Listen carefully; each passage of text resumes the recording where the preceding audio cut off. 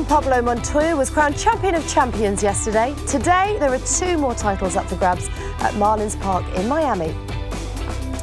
Hi there, Max Chilton and Mark Priestley are back for some more thrilling racing, and there are 2 team events today. First up, it's the Nations Cup, and then it's the inaugural Ryder Cup style America versus the World. Welcome back, guys. How are you? Very good, thank you. Yes? Good. Feeling very nice after the lovely roast dinner you cooked us earlier. Thank you very much. Not many people say that, because I'm a rubbish cook. Warmer, though, today. Not quite Miami, but we're better. Not quite Miami, no. Yeah, looking forward to it, though, because I think this is going to be really interesting when you've got teammates coming together now as to work, working together in this event. I'm looking forward to it. It's an interesting dynamic. Before we talk about it, we've got to start with some breaking news, and that's that Pascal Wehrlein has pulled out following his crash yesterday. And a statement on the Race of Champions website read, "Following his accident during yesterday's Race of Champions at Miami's Marlins Park, German driver Pascal Wehrlein will take no part in today's Rock Nations Cup as a precautionary measure on doctor's advice." Wehrlein said, "I'm very sorry to withdraw from today's Rock Nations Cup. I'd really like to race again and I feel fine, but the doctors have advised me to rest, so of course I will take their advice. It's no more than mild discomfort, but my real priority for the coming year is the Formula One season." And it was a nasty old crash, Max, there's no doubt about that, so it seems like the right decision. Yeah, you've always got to follow the doctor's decision, but I am quite surprised by it because even though it was a hefty old hit, it was either one of those accidents where there was going to be sort of serious damage or you're fine and walk away, and they both walked away, and I'd love to know the reason of why, because if it's concussion based, then he's going to be out for some of the pre-season testing, or maybe, as you say, maybe it's a team have got involved. Well, yeah, I've got a sneaky feeling, Mark, that Mercedes or Sauber may have got on that phone and said, it's just not worth taking the risk, is it? Because we were having a great time yesterday, and it took us all by surprise just what a hefty shunt it was. Yeah, if your Toto Wolff and one of your prized assets does that yesterday in an event that means nothing to Mercedes necessarily, I think there's a chance you'll be on the phone saying, perhaps you want to sit this one out, young lad. Well, let's have a look then at the groups for today's Nations Cup. And as you'll see, Group A is the teams from USA and Canada, and the top 2 from that go through. In Group B, we've got the European nations, including Great Britain and Germany. As you'll see, because of Pascal Wehrlein's retirement from the event, Sebastian Vettel will be driving on his own. And Group C, well, that's all about the South American nations. So, chaps, who stands out for you? Got to back Team GB all the way. Jenson and Coulthard were on good runs yesterday, so hopefully they can keep up their performance. I'm not sure how early they got to bed last night, but hopefully they don't let down the side, and they can do it for Team GB today. There's nowhere to party in Miami, is there? If there is anywhere, DC and Jenson will have found it. We know that for sure.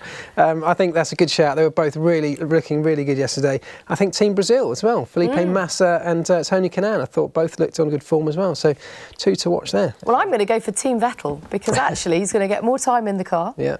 And, there's no doubting that he'll be smarting from yesterday. Defending champion out in the group stages. Were you surprised by that? Yeah, I think he was surprised by it, to be fair, because he's traditionally done well at this event, but more so in the team's championship, but he's done very well, so he'll be looking to sort of reprise that today for sure. Well, we're hearing actually that it's Seb versus Jenson in the first race. That will be pretty tasty. That is going to be fantastic, and actually I think Jenson's got the upper hand there because Jenson was on a good little roll yesterday, and as we said, Seb got out pretty early yesterday, so he's got sort of less track time than the others, so that's going to be a great head-to-head battle. Is it quite good for Jenson, really, just to keep racing after his retirement at the end of last season from Formula One? He didn't retire. I don't remember. He didn't retire. Sorry. Yeah, it is because he's not had enough of racing. We know he wants to perhaps get involved in rallycross or something. I think you touched on it yesterday. This is probably good preparation for a rallycross championship assault, and also he needs to stay fit. He needs to stay sharp because there is still a possibility he could get called back into a McLaren at some point. So he does need to stay on top of his game for sure. Well, it's going to be a strange grid next year in Formula One with that, first time in 17 years. Yeah, I've been following him ever since I was a kid. He was sort of the man to be, and he's such a lovely guy, so it's going to be weird not having him around, but he's still going to be in the paddock, and as Mark just said, he might get the call up for some reason this year. And how surprised were you? Delighted that Juan Pablo Montoya took the title yesterday on his debut at Race of Champions. Yeah, I know. I mean, he did well. This is about consistency. This event, you've got to be quick and consistent right throughout the afternoon, and he did that. So we talked at the start of the show yesterday about, we always want to pitch the best drivers against each other to see who comes out on top. I'm not convinced Juan Pablo Montoya, with the greatest respect, is the best driver we've got in the world, but he did a very good job yesterday and deserved that title. Absolutely. Versatile he certainly is. OK, right, it's time to sit back and enjoy the show, because we can join commentary live from Miami with Jenny and John. The Race of Champions. Hello everyone, I'm Bob Varsha. For the first time in its 28-year history, the Race of Champions has brought its one-of-a-kind competition to America. The Race of Champions is where the world's greatest drivers from all major forms of motorsports battle to prove that they are the best on earth. Champions from Formula One, NASCAR, Le Mans, IndyCar, and Rally. Names like Button, Kanaan, Busch, Pastrana, Sebastian Vettel, Hunter Ray, and Christensen. Not to mention the pride of a nation, symbolized in the two-man competition of the Rock Nations Cup. I'm Kyle Busch. Welcome to Miami. This is 2017 Race of Champions. Coming to you from Miami. Are you ready? Welcome to Miami!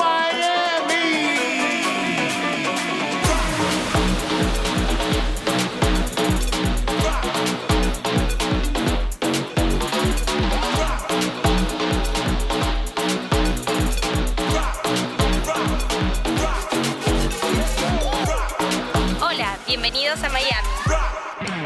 This is the epicenter of motorsports. There is no place on earth more competitive than right here on the Race of Champions. And where can you find the right track for such a unique event? By building it from scratch inside a baseball stadium, Marlins Park in this case, using thousands of linear feet of metal plating, tons of gravel, enough asphalt to build a small highway. It took the rock crew 7 days to create one of the most unique racetracks in the world. It's really two tracks on which the racers start side by side, switch lanes at the mid-race crossover, and off the final corner they drag race to the checkered flag. The competitors will race in 8 different types of car. Among the new equipment this year is the Boule 05 and the Polaris Slingshot, the first 3-wheeled vehicle ever at the Race of Champions. And that's not all the event has in store. Now it's time to answer the question, who is the best of the best? I want all those F1 guys. The drivers are ready. The cars are ready. The fans are ready. Are you ready for the Race of Champions?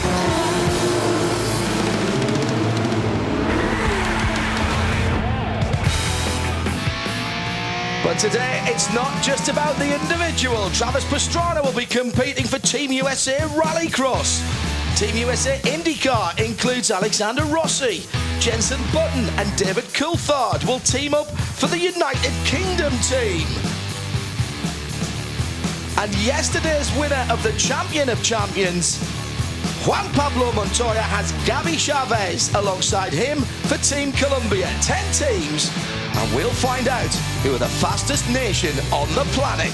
Hello everybody and welcome to Marlins Park in the city of Miami. I'm John Hindhaugh, alongside me is Jenny Gow, and we're getting ready to find out the answer to the age-old question of who has the fastest drivers. Not which branch of motorsport today, but which nation.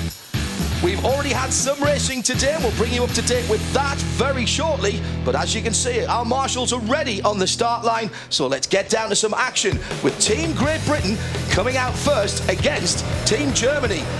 It's an old rivalry in all forms of sport, and it's going to be brought right up to date here with the Radical SR3s. And just a reminder that Team Germany will be represented solely by Sebastian Vettel. His partner in crime was meant to be Pascal Wehrlein. We'll give you more information on that after this race and tell you exactly what happened. But first up, it is Button versus Vettel. Motorcycle engines in the back of these Radical SR3s. Almost 1,000 of these little sports cars built since 2002. They compete around the world, and they are off and running with Jenson Button wanting to get Team GP off to a flyer. And he's up against Sebastian Vettel. Well, these two have faced off many times before, Jenny, and you've seen them in Formula 1 pit around the world, but this is something quite different. Absolutely. This is all about Race of Champions and getting the drivers to do something and experience something totally outside their comfort zone. At the moment, Sebastian Vettel looks like he's got the better of Jenson Button. Don't forget, it's slightly shorter on the lane that Sebastian started, 670 yards. They'll come together off the final corner. Who has the momentum? It looks like it's going to be the far side. It is, and Sebastian Vettel gets only his second race win of the weekend. He went out first round stage yesterday. Remember, he was the champion of champions from the London Olympic Stadium just 12 months ago. A much happier German driver today. Yeah, absolutely. So to remind you, yesterday Pascal Wehrlein was involved in an accident in one of the Slingshot Polaris cars, and he went to hospital afterwards for a precautionary checkout, and basically they've said to him that it's best for him to rest up and to not compromise his F1 career. So Sebastian Vettel rushing to the next car because he has no time to turn around. There is no partner for him. He will go back to back with the racing. It's been done before, but he'll have to do it again now. He's got one race as a bit of grace to get his seatbelts fastened. The action is fast and furious. Every single race counts, and we're going for Helio Castroneves against Tony Kanaan. So this is Latin America, Rock Factor Latin America versus Team Colombia, as they're set up ready to go. And off on the RX supercar lights down towards the first corner. Looked very close to me as they went off the line. Nice and balanced to the far side of the corner. Oh, hit the curb. Big hit on the curb there as they come into the crossover. Kanaan racing for Team Brazil. I put him in the wrong company there, my apologies. Has a little bit of an advantage, but he is going to have to work really, really hard indeed. Yeah, coming around to that final corner, the long straight means you've got a slight advantage if you're on that lane. Oh, it was close. Do you have any idea who won that point? 0-0-3-0. We measure down 4 decimal places here, and that was so close. Less than a nose for the winner, and Rock Factor Latin America go up by 1. Helio Castroneves, who's paired with a young man who is living the dream this weekend, Gabi Klusman. How close was it? Answer: that close. Oh. Almost impossible to separate those two. Look, it was just as they came across. If that finish line had been even just a couple of inches further along, it would have been a different result, I feel. And important to note there, and brilliant work on the replay, thanks guys, that it's the very start of that checkered stripe that is the finish line. And that was probably good news for Rock Factor Latin America. So these two guys know each other incredibly well. Sebastian Vettel for Germany and David Coulthard for Team UK will go head-to-head now to see if they can rebalance things for the UK or if Germany are going to walk away with this. Remember, Sebastian Vettel has won this title 6 times, partnering up with the great Michael Schumacher. So this is a Group B affair. We'll show you the brackets and explain how they go forward once we get a chance to take our breath with the racing rolling out so quickly here. Vettel on the far side in the way, KTM crossbow. Looked to me as though there was a slight advantage again for the German coming down to the home plate hairpin here at Marlins Park as he heads up the right field line. Yeah, plenty of sideways action, and you can see there in car with Sebastian Vettel how hard he's working that steering wheel. The passenger having a thrilling ride, and that you could just see was the crossover. David Coulthard appears to have the advantage on the shorter run, but now it's about keeping things nice and smooth. Vettel sliding the car around, clearly comfortable in this KTM crossbow. Very agile little machine. Comes off the final corner. David Coulthard's very close to the centre line, but can't pull it back. And Germany go 2-0 up against the UK. Now that's the head-to-head, but the important thing there is that Team Germany have 2 wins from two starts. The UK with a big fat 0. Also in that group, Tom Christensen and Petter Solberg for Team Nordic. Yet to see those guys. Vettel coming out on the tighter line. Coulthard, did he cross the line? It was close. but I think he's got away with that. Makes no difference anyway. The point's gone to Germany. It's okay, he had his right indicator on so that Vettel knew that he was coming into the lane. Absolutely gets away with that. You can see that finger up in the air, so synonymous with Sebastian Vettel. He's much happier today. Yesterday couldn't get into winning ways. Today beat David Coulthard, and I wonder what the reaction is from the two of those. You can see that they know each other pretty well. Yeah, a bit of sideways action, Sebastian. You're absolutely right. Next up, we're going to take you to Group C to see what happens as Brazil takes on Group Rock Factor Latin America. Gabi Gleesman up against current Formula One driver Felipe Massa.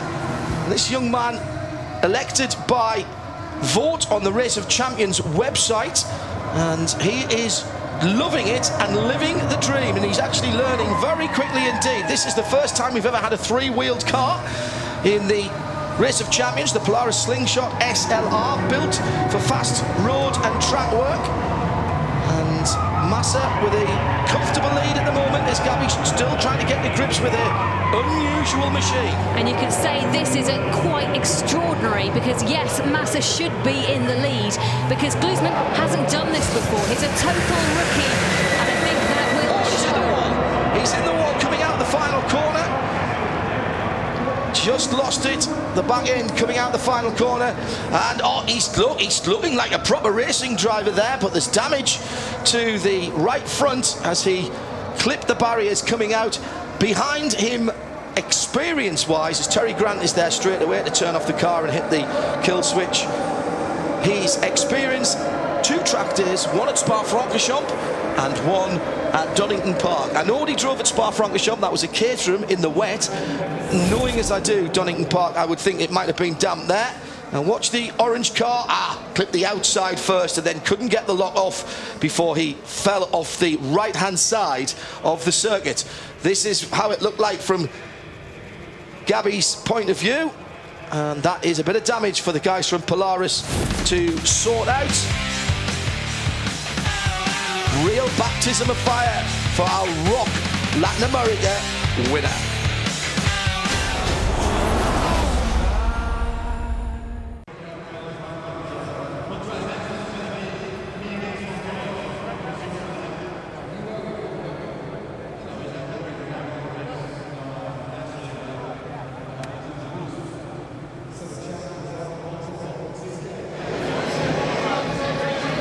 Welcome back to Marlins Park in Miami and the Rock Nations Cup competition, where Sebastian Vettel, 4-time Formula One world champion, is a changed man. After a shocking upset in the individual competition, you are now 2 for 2 here in Nations Cup, driving as a solo entry. Did you sneak out and get a little practice last night or something? Not really, but that's how it goes. Sometimes you wake up and you have a good day, you wake up you have a bad day. I hope that this turns out to be a good day. Obviously yesterday didn't last very long, but let's see. It's a good start, so wouldn't mind if we keep going like that. The races seem incredibly close. Is the track getting quicker? It does, and it's changing. The cars are changing with the conditions, so it's really, really tricky. No room for error. So if you have a little mistake, then especially when it's that close, you're basically handing it over. So we'll see. It's going to be a fun afternoon. Good luck the rest of the way. Thank you.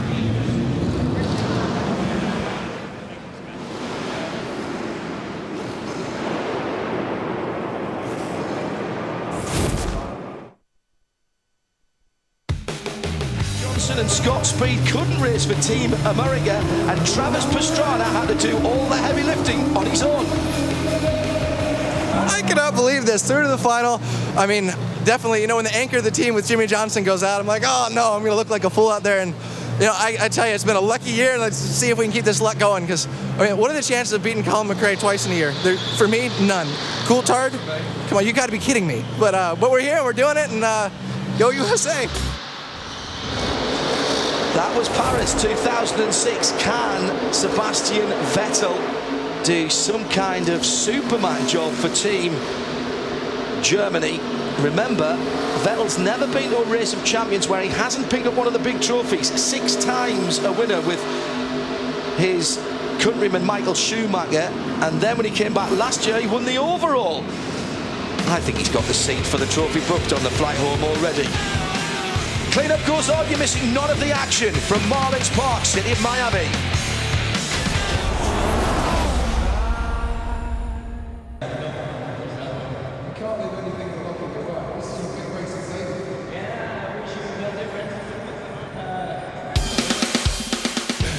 how it all works. Group A, with the Team USA, NASCAR, IndyCar, Rallycross and Team Canada. They're going to fight it out.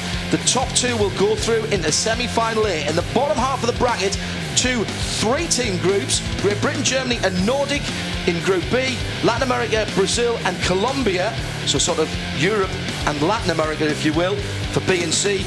Only the top teams go through into the semi-final in the bottom half of the draw, and then of course we go through to the final. Here's how the teams line up. It's Busch and Busch for NASCAR, Ryan Hunter-Reay and Alexander Rossi for Team USA IndyCar, Team USA Rallycross, Travis Pastrana and Scott Speed, and then Stefan Radzinski, who's come through from Rock Factor Canada, is joined up with the Mayor of Hinchtown. This is Group B. You can see in Team Great Britain is Jenson Button and David Coulthard. Team Germany, Sebastian Vettel on his own. Pascal Wehrlein not taking part in today's competition after an accident yesterday, just a precaution. And finally, Team Nordic is Tom Christensen and Petter Solberg. And finally, Group C. Latin America is Gabriel Glusman, who we've just spoke to, Helio Castro Neves, Tony Kanaan, TK and Felipe Massa for Team Brazil, Team Colombia, Gabi Chavez, and yesterday's champion of champions, Juan Pablo Montoya. Now, because we have so much to fit in, we actually did a bit of racing earlier this morning and got 4 heats off for Group A. And that saw some very close racing indeed. Down to 0.027 of a second, 0.0027 of a second. We have 4 decimal places here. And the good news for the IndyCar drivers were they came out on top with a couple of wins and therefore hold the advantage early on in those Group A standings. But racing was mighty close. Coming to the line here, that was, I think, the biggest margin of victory. Yeah, Alexander Rossi doing a really good job to do that for his team. Now, let's get the racing back underway here in Miami. So back with the SR3 Radicals, Jenson Button on our left, Tom Christensen on the right for Team Nordic. First time we've seen Team Nordic out. And again, the start so important here with such short races. Nothing to choose as Jenson Button goes down the left field line and over towards the bullpen, which is where we're doing our car and driver changeovers. I wonder if Tom Christensen, oh look at him, almost scraping the barrier. I wonder if Tom Christensen's got a better style of mouth times today, being aerodynamically challenged yesterday. It's that Christensen grimace, isn't it, as he's urging the car to as much speed as he can, getting the momentum of the tail end wagging. He's a master of the Scandinavian flick despite his tarmac experience. He's got a slight lead, he's got enough of a lead, and he's got a win for Team Nordic. And Team United Kingdom's nightmare continues. Still have not got a tick in Jenny's win column here on her piece of paper. Yeah, Jenson Button and David Coulthard teaming up. They have plenty of Formula One experience, but at the moment they are lagging behind. They do not have a win to their name, so must do better for Group B is what I'm saying. And it has to happen very quickly indeed. Tom Christensen 5 times in the final for the individual competition, has taken the Rock Nations Cup in the past as well. This weekend tied with, or paired with, Petter Solberg. Next up, Team Colombia, represented by the champion of champions for 2017's event. Helio Castro Neves will be racing Juan Pablo Montoya, who won the big prize yesterday. He was absolutely on fire. What can he do for Group C? Can he get them a victory? We are ready to go racing here at Marlins Park. Juan Pablo Montoya eyes on it, and he is off. So Montoya in the white, Castro Neves in the black, and they take their first loop of this circuit. The Supercar light machines, the only four-wheel drive, all-wheel drive machinery, and they are the busiest for gear changes. First, second and third being used here, and most of the drivers going all the way down the box to first for the hairpins like this in home plate as Castro Neves takes the lead after the shorter run to the line the first time around. Is 1.1 seconds of a lead going to be enough? I'm not sure. It's about momentum coming out the final corner. It's going to be very close indeed. I think, into the wall. We've got another man into the wall.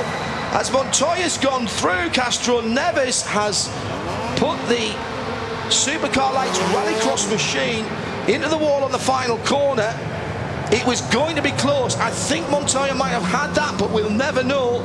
But there will be, if not a dent in the bodywork, certainly in the confidence, perhaps, of Helio Castroneves. Yeah, he won 3 races yesterday, did really well, but in comparison to Juan Pablo Montoya, you look at him, he ended up with 8 race wins yesterday. That's why he won the overall competition, and he is on fire. Just look at him sitting there very confidently in that supercar light. Juan Pablo Montoya, a force to be reckoned with, and this is a replay of that accident for Castroneves. Looks okay to that point, and then just lose it, not quite close enough to the inside. Quite a big hit on the right rear. 319 horsepower per tonne out of the 330 horsepower 2.4 4-cylinder turbocharged engine, and the big lever in the middle, which is the e-brake, the parking brake or hand brake, depending on where you are in the world watching us today. And welcome along, whatever time of day it is, to Race of Champions Nations Cup. Let's get down to Neil Cole, who is with the other half of Team Nordic. Not seen him yet. It's Petter Solberg. So, Petter, while they get that rallycross car out of the wall, it's good that Tom Christensen has put 1 win for Team Nordic on the cards, because you've got to race David Coulthard in a crossbow. Yeah, I'm going to try. Well, he's the fastest of everybody in the expo, you know, so I will try everything I can, and I really hope so. Good luck, thank you. Thanks. The KTM crossbow upgraded for 2017. We've had the crossbow before many years in the Race of Champions, going way back to Germany in Dusseldorf, but this year more power, 355 horsepower, a little bit lighter as well, at around about 1,700 pounds, 790 kilos if you prefer, and where permissible, not around here, around 145 miles an hour top speed. That's over 230 kilometres an hour at VMAX. Team Nordic do have 1 point on the board. He will go up against David Coulthard for Team GB. They still haven't got any points on their board. So can Petter Solberg make it 2 for Team Nordic, or can DC pull one back? DC is very, very good in these crossbows. He pushes the envelope. We might see an odd graze of the barriers here, because he knows exactly how to get the best out of these cars. Now, Solberg just staging a bit further back from the start line. That's interesting.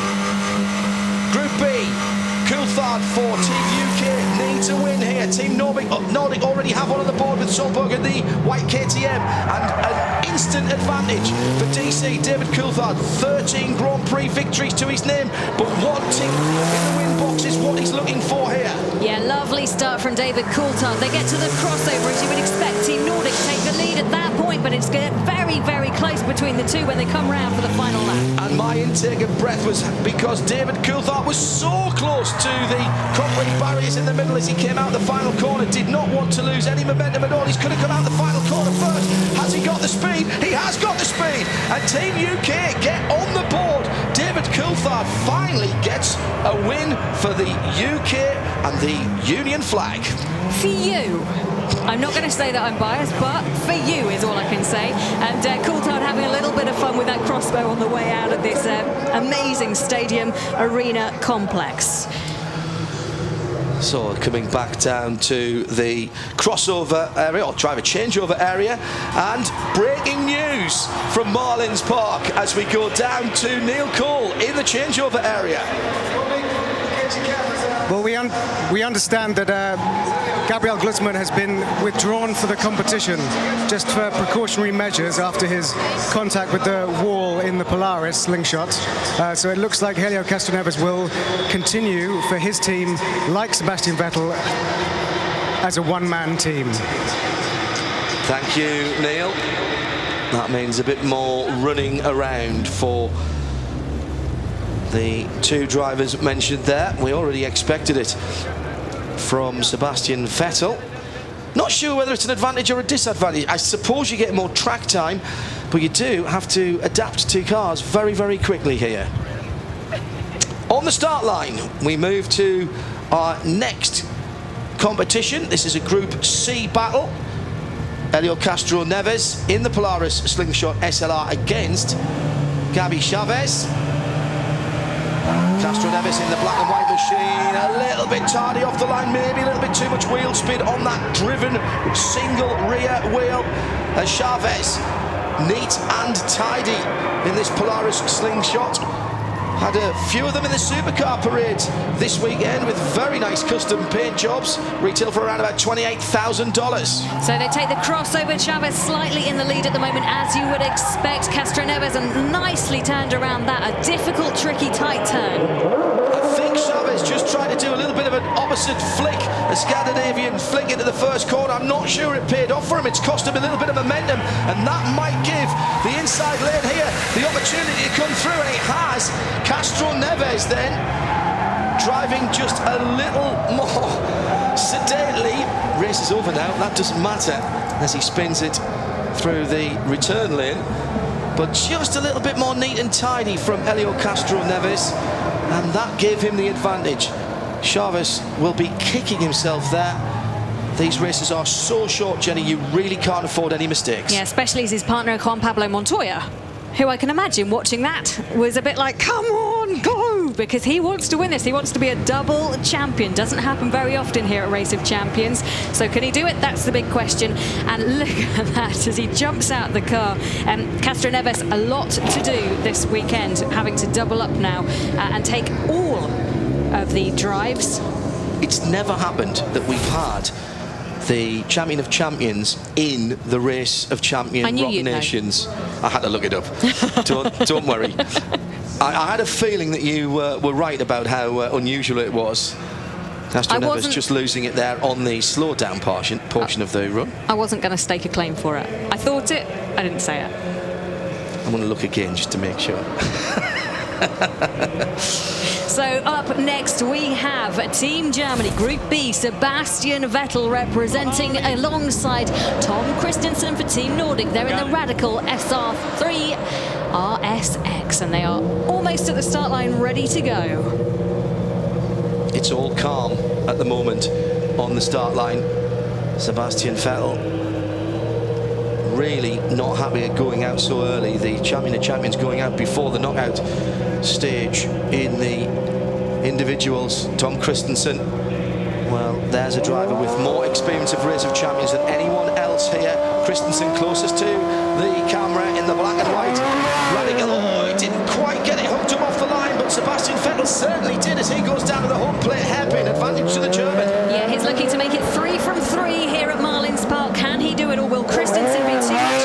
Looking to make it 2 wins. So it's Nordic versus Germany. Nordic take the crossover just first, so close to that crossover wall. I'm not sure that's enough, you know. It's just on a second, and that might not be enough to hold back the flying Vettel, who is really in a different frame of mind here in the Rock Nations Cup. He's got the advantage of the final corner. It will be the drag race, but it is enough for the German, and that's another win.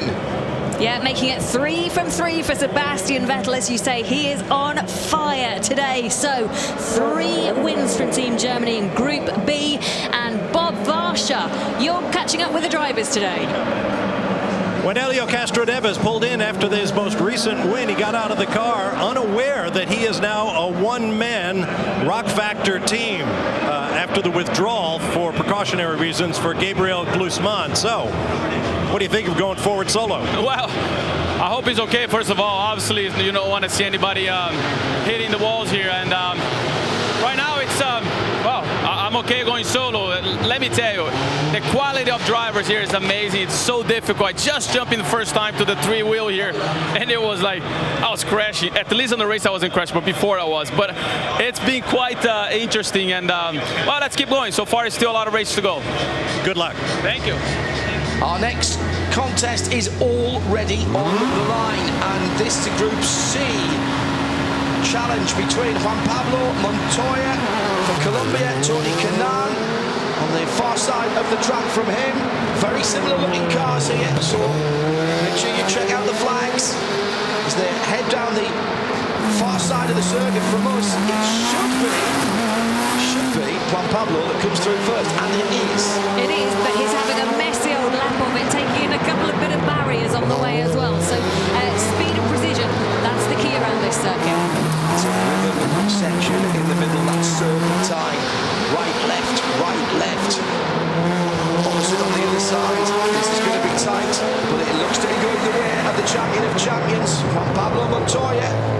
gets the win for Colombia. Pretty impressive stuff from Montoya. Canaan just not really pulling things together in that section. It was close, but certainly not the closest of matches that we've seen here at Marlins Park. A beautiful backdrop of Miami behind us, and I wonder how Juan Pablo Montoya celebrated last night his victory for Race of Champions. It's a party city. It's the place to be.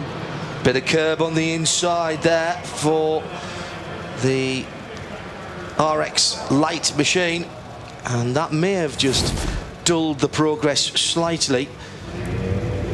Very cleverly designed circuit that allows those gaps at the first half changeover to close down just on 670 yards or 613 metres. So we go back to Group B. Team Nordic taking on, of course, Team Germany and Sebastian Vettel. Sebastian Vettel looking for the clean sweep, trying to make it 4 from 4.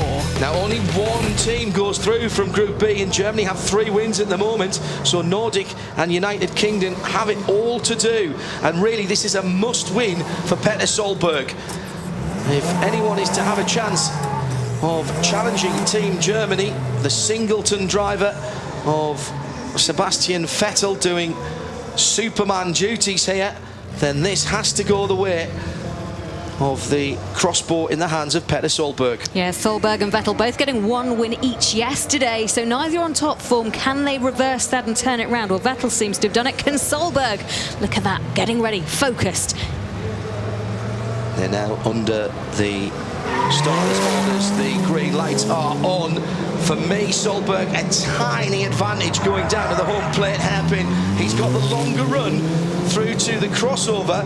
You can't allow yourself to get distracted by what your opponent is doing. That's disastrous. Yeah, absolutely. So Team Nordic, Petter Solberg taking the crossover second to Sebastian Vettel, who to my calling looks to be a little bit in advance at the moment. Can Solberg fight back now? He's got the shorter run to the line from here. Sebastian Vettel's just got to keep it clean. Don't try and take too much speed into the final corner. Stay off the curb if you're Solberg. They're tight, but Vettel's going to come through. And that is Team Germany going through to the semi-finals, I reckon. 4 wins out of 4. And this day of competition, Sebastian Vettel is Mr. Perfect. Yeah, he's been a Ferrari driver for the last couple of years now and had not too much luck. Just 3 race wins for that Ferrari team. He's hoping for better and he's come here with that winning way behind him, and he is looking to take a trophy home. It's been a little while since his last one. Can he do it again today? Well, he looked supreme there in the crossbow car that responds very well to small inputs of the way the passenger of Sebastian Vettel was celebrating long before the line.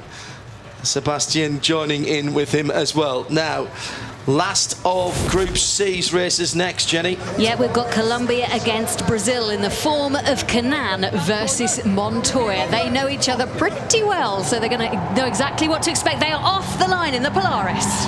3-wheel machines that have proven to be a real challenge for the world's best drivers. Exactly what we want here in Race of Champions. And look how hard the guys are working. There's a real split in the drivers.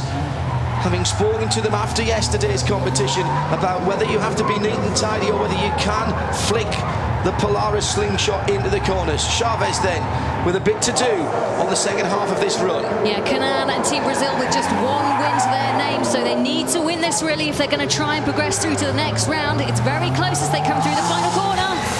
Oh, it's a great run to the line, and the drag strip once again goes in the favour of the guys coming out of driver's left-hand side. And Massa takes it by 0.3 of a second over Chavez, and definitely got the run to the line. Welcome to Miami. So we're starting to see how the semi-finals will shape up. It's head-to-head at Marlins Park next.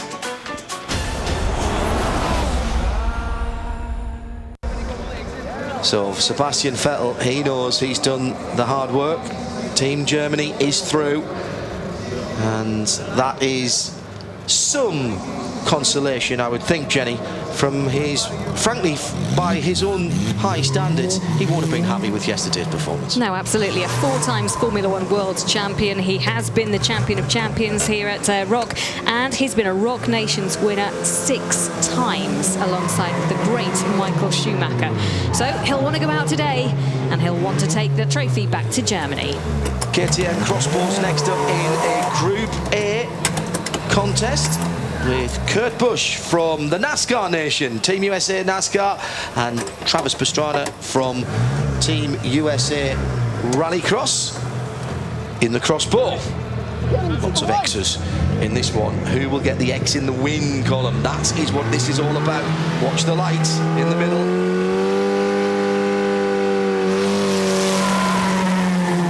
Over 700 horsepower from the 2 cars released onto the circuit. Back wheels spinning, and just a slight advantage for the NASCAR Nation, I think. But Travis Pastrana won't give up. Certainly not as they come around. It's Busch versus Pastrana. They take the crossover nice and smoothly there. Pastrana all sliding it around while Busch goes the other way. Yeah, Kurt Busch now needs to keep it nice and smooth on the second half of the lap. He will bring a little more momentum onto the final straight. I think he's ahead anyway. Oh, it's closer than a big slide from Pastrana, but Kurt Busch holds on and puts a win in the column for the NASCAR Nation. Just waiting to see if there's any penalties there. No, confirmed. Half a second. But it doesn't matter. Half a second or 0.0001. It's still about just 1 point and trying to get the nation through. Big slide from Pastrana. Beautifully held. Didn't touch the wall. Yeah, Team USA Rallycross with a lot to do now. Almost impossible for them to get through. Still no wins to chalk up, whereas IndyCar, NASCAR, 2 wins apiece, and Rock Factor Canada with 1 win to their name. So tough times for Pastrana and Scott Speed as well. Still without that all-important victory in the Rock Nations Cup. Now, for the first time in the Nations Cup, we see the most powerful cars rolling on to the starting line. These are the Whelen Euro NASCARs. They have their own series across the pond in Europe. And we're lining up with Kyle Busch and Scott Speed. 2 American Chargers in the big American V8s. Biggest engine, most power output, getting ready to go. And the roar of the V8s mean that they are racing in Group A.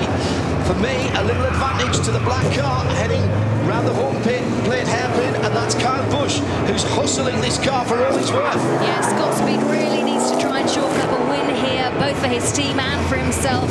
He needs to try and impress. So they take the crossover, and as you say, the black car of Kyle Busch very quick behind Scott Speed. But I think he's close enough to challenge. He's got a slightly shorter run to the line here.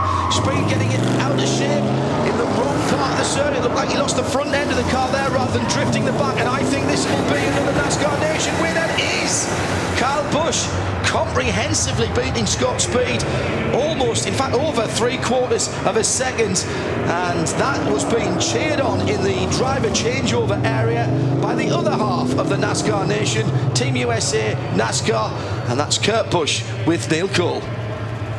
I know how much you guys have a rivalry normally. It's nice to see you cheering on your brother there. Great job by you 2 so far. Thank you. It's been fantastic. I finally nailed a couple corners that I was struggling with, and I'm just so proud to do this with Kyle. It's so much fun to be here with the fraternity of the ROK drivers, but representing NASCAR, then we've got USA, and then we're brothers. So we've got so much going on. This has really been incredible. Thank you. And driving these cars with no roof in this tiny circuit, how do you get to grips with it? It's like a glorified go-kart track, but there's some of the best in the world here running, and you got to watch them, see what they're doing, learn little things, and then apply it. And still, smooth is fast. You got to go slow to go fast.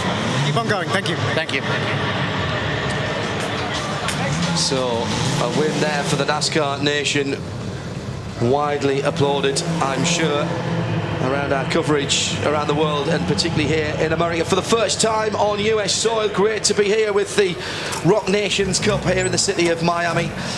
And now Ryan Hunter-Reay, what can he do? Can he get a point on the board? Another point on the board for Team USA IndyCar. Top two going through from Group A. There's a chance here for the IndyCar boys as James Hinchcliffe, another one of the IndyCar drivers here, but representing Rock Factor Canada. Oh, hand off the wheel there from Hunter-Reay. I'm not sure he quite got enough steering lock on to get through the first corner. Yeah, I'm not sure if that was totally what he would have wanted to do. I don't think it's how he practiced it, but that's what he did. So he takes the crossover coming up there first.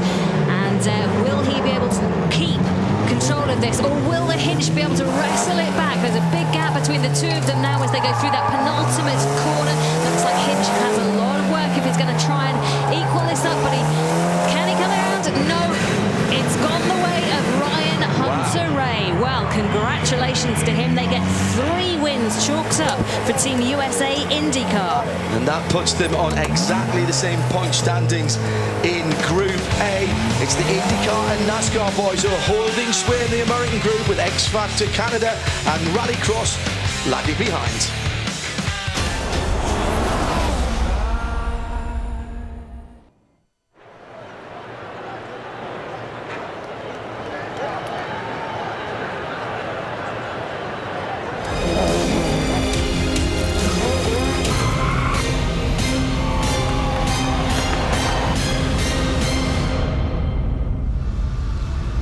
City of Miami, the perfect backdrop for the 2017 Rock Race of Champions and the Rock Nations Cup, which is where we are now as we try to work out who is the fastest nation on the planet.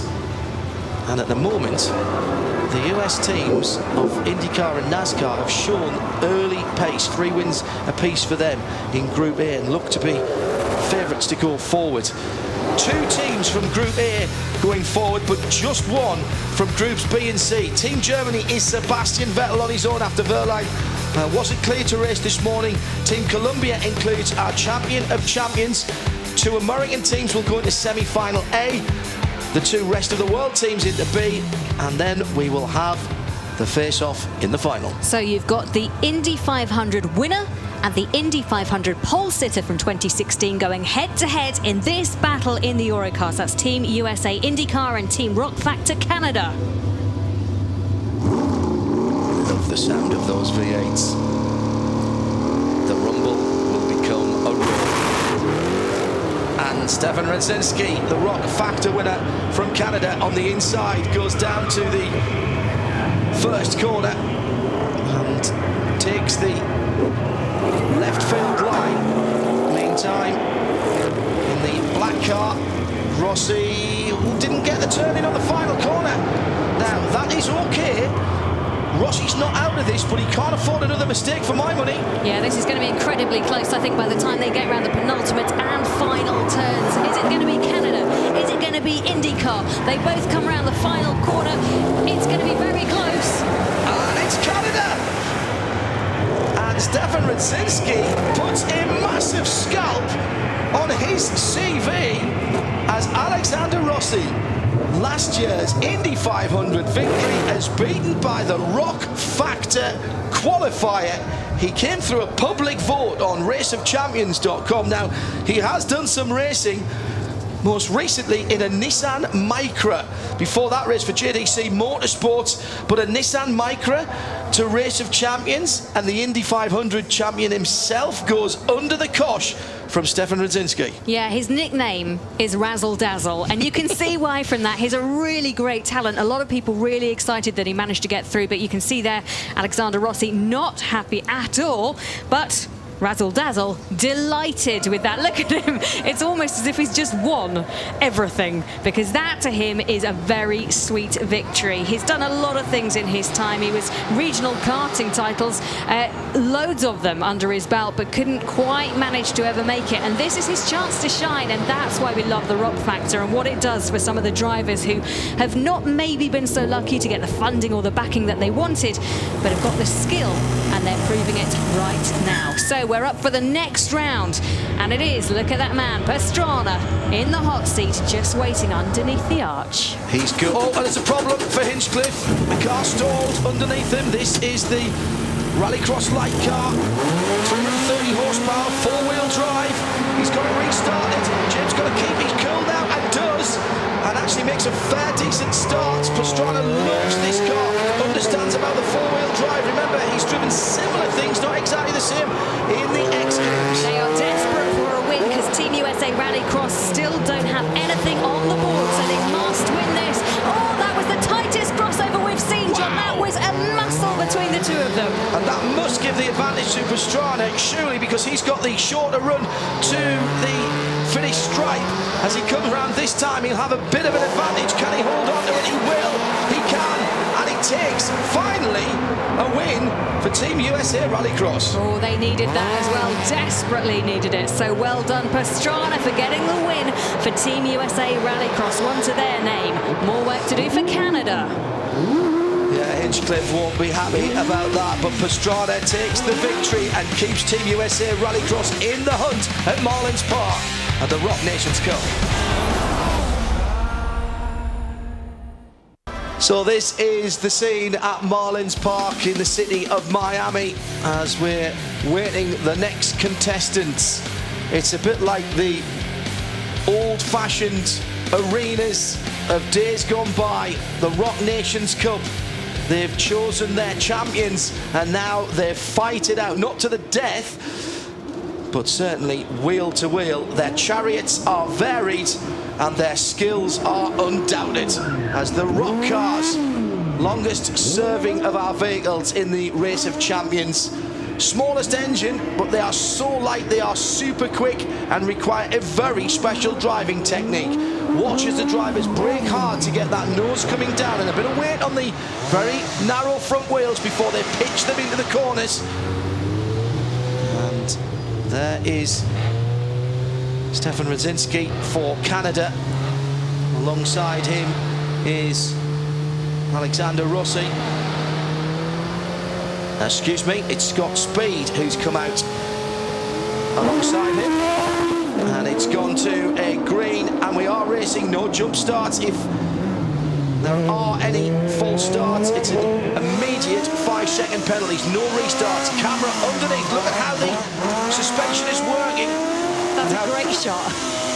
Soaring on the steering wheel from Rzadzinski. On the crossover, Scott Speed holds a very tenuous advantage. Oh, well, Rzadzinski takes that first return really well. It was actually Speed who clung through it. You can see there taking a lot of curb as well on his way to that final turn. So is that going to pay into the hands of Rzadzinski? They come into the final straight, and once again, would you believe it, the Canadian, the man voted into this competition, takes the win and beats Scott Speed. Congratulations to Stefan. That was true class. Stefan has got a better record than the Indy pole sitter from last year, his teammate James Hinchcliffe, and he at the moment is the only thing that's keeping Team Rock Factor Canada in the championship hunt.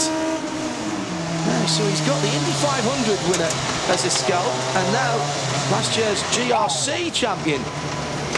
That's going to look great on his CV. Amazing. Really, really good stuff from him. So, we take a breather here, and up next, only a very short breather, because we have the Busch brothers back in action, and Ryan Hunter-Reay as well. So that's Team USA NASCAR going up against Team USA IndyCar, both with 3 wins apiece. Something's got to give here at the top of the table, because Rock Factor Canada are on 3 as well. So this is really important between these two. Both Busch brothers aren't in the car at the same time, of course. It's Kurt who has the driving duties. He might drive around, Kyle. Well, there's another seat there, isn't there?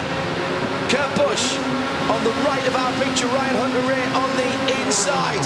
NASCAR versus IndyCar, and it is those two teams. This is not about personal pride. This is about racing for your team. Very neat indeed for the Busch-driven RX Lite 4-wheel drive machine. Got to get them a little bit sideways to get them to rotate. Oh, that's a close crossover though, way too close. If I was Ryan Hunter-Reay, I would be worried that Kurt Busch was too far ahead to actually go on and challenge for this. Let's see what happens as they come around the penultimate turn. I think Busch may have the advantage as he comes to the final corner. He can't hit that inside curve. He hasn't. He's gone through, and and that's NASCAR Nation taking a very important lead in Group A with 4 teams in that they are the first to 4 points, and that is a step away, I reckon, from them going through. Pretty impressive stuff. Ryan Hunter-Reay disappointed yesterday, disappointed again as Kurt Busch pumps his fist and claps away for victory. You can see the passenger delighted there to be in the winning car, and rightfully so. You should be. What a race, what a ride, what a thrill. Yeah, missed the gear on the way into the changeover area is not an issue. That's the gear lever. The big handle to our left is the handbrake, or the e-brake. Now it's Alexander Rossi for Team USA IndyCar against Kyle Busch for USA NASCAR. Now the way this works, Rossi needs this victory. No pressure. Tough car to drive as well. Revs rise on the rock cars. Turbocharged engines revving up. Now we go. Great start from Kyle Busch on the inside, but Rossi takes more speed into the first hairpin. He's on the home plate at the right field side of the ballpark. Yeah, you can see Kyle Busch in that yellow outfit, Rossi in the blue inside those great cars as they come around this Miami circuit for the first loop and that all-important crossover. I think Busch has a very handy lead there, Jenny. Over 1.5 seconds. And this could confirm Team USA NASCAR going forward into the semi-finals. Gets the car under braking a little bit. Well, he was a little bit circumspect there, and that's cost him time. And Rossi came back with a brilliant second half.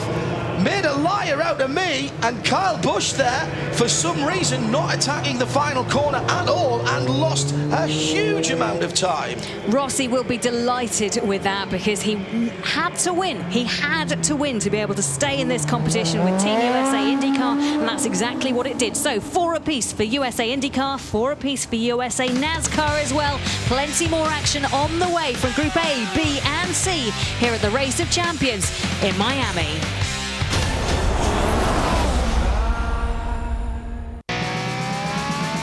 City of Miami is playing host to the fantastic Rock Nations Cup. We're looking to crown the fastest nation on the face of the earth here at Marlins Park, and we're beginning to see a much better idea of where that might come from. IndyCar and NASCAR, well, they've been the cream of the crop in the A group. They will go head-to-head to get to the final. From the bottom half of the draw, Team Germany is a one-man team, but that man is Stefan Vettel, and he is going up against Team Colombia. And coming out next is that first semi-final, first run in semi-final B, as they're getting ready to roll with Juan Pablo Montoya taking first duty, Jenny, for Team Colombia. Yeah, you put your winning crown champion. You put your winning man out, don't you? He's on form at the moment, so yeah, it will be Juan Pablo Montoya. Remember, he's partnering Gabby Chavez in Team Colombia, and as we said, Germany represented solely by Sebastian Vettel. Can he get out there and win again? He's unbeaten today, 4 wins from 4. Can he make it 5 from 5, or will that get taken away from him by yesterday's winner? Now, it wouldn't be the end of the world if he doesn't win this, because as we move into the knockouts and out of the group stages, it is best of 3 as they come to the line. And this is where Sebastian Vettel would really earn his corn, because he's going to have to jump from one car to another. You don't necessarily stay in the same car heat to heat. Vettel for Germany, the weight of a nation on his and his shoulders alone. Red lights are on. Long hold, and there's the green. Vettel gets an absolute storming start, and he's left the Colombian Juan Pablo Montoya in his wake early on. Now, can he convert? You can't afford to give an advantage to Sebastian Vettel in Nations Cup racing. No, look at him, so smooth around this circuit here, taking that final turn for the first time. They go through the crossover, but I think Montoya's made up some decent time in that. He's not ahead enough unless there's a mistake in the Adam Cup car.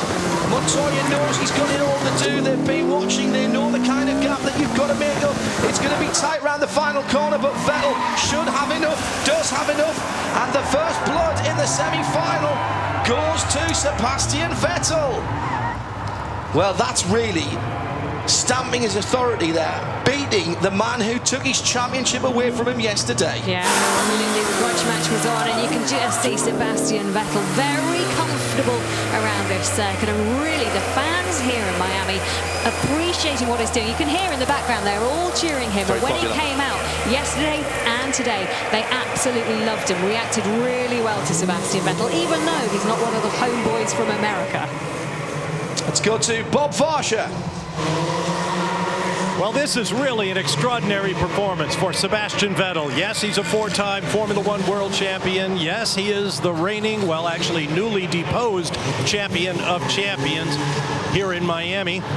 But now he is representing Germany alone when his teammate, Pascal Wehrlein, the youngest driver in competition, suffered a heavy accident in yesterday's individual competition and withdrew for precautionary reasons. It's been done before, as we've documented. Travis Pastrana has been a one-man team for the United States, but now Sebastian Vettel must quickly move to the front of the queue and get into another car to take up his next race challenge. But not before we see the first of the battles in the other semi-final. This is Ryan Hunter-Reay racing for USA Team IndyCar against Team NASCAR. Kurt Busch with it, I think, already in the bag, but he must attack the final corner. Can't afford. Oh, a big slide from the stock car driver. Gets the crossbar, the KTM machine slowed down, but he's just held onto it. Just held onto it from Ryan Hunter-Reay. You saw just a slight slide there, Jenny, but it's amazing how quickly those big leads disappear.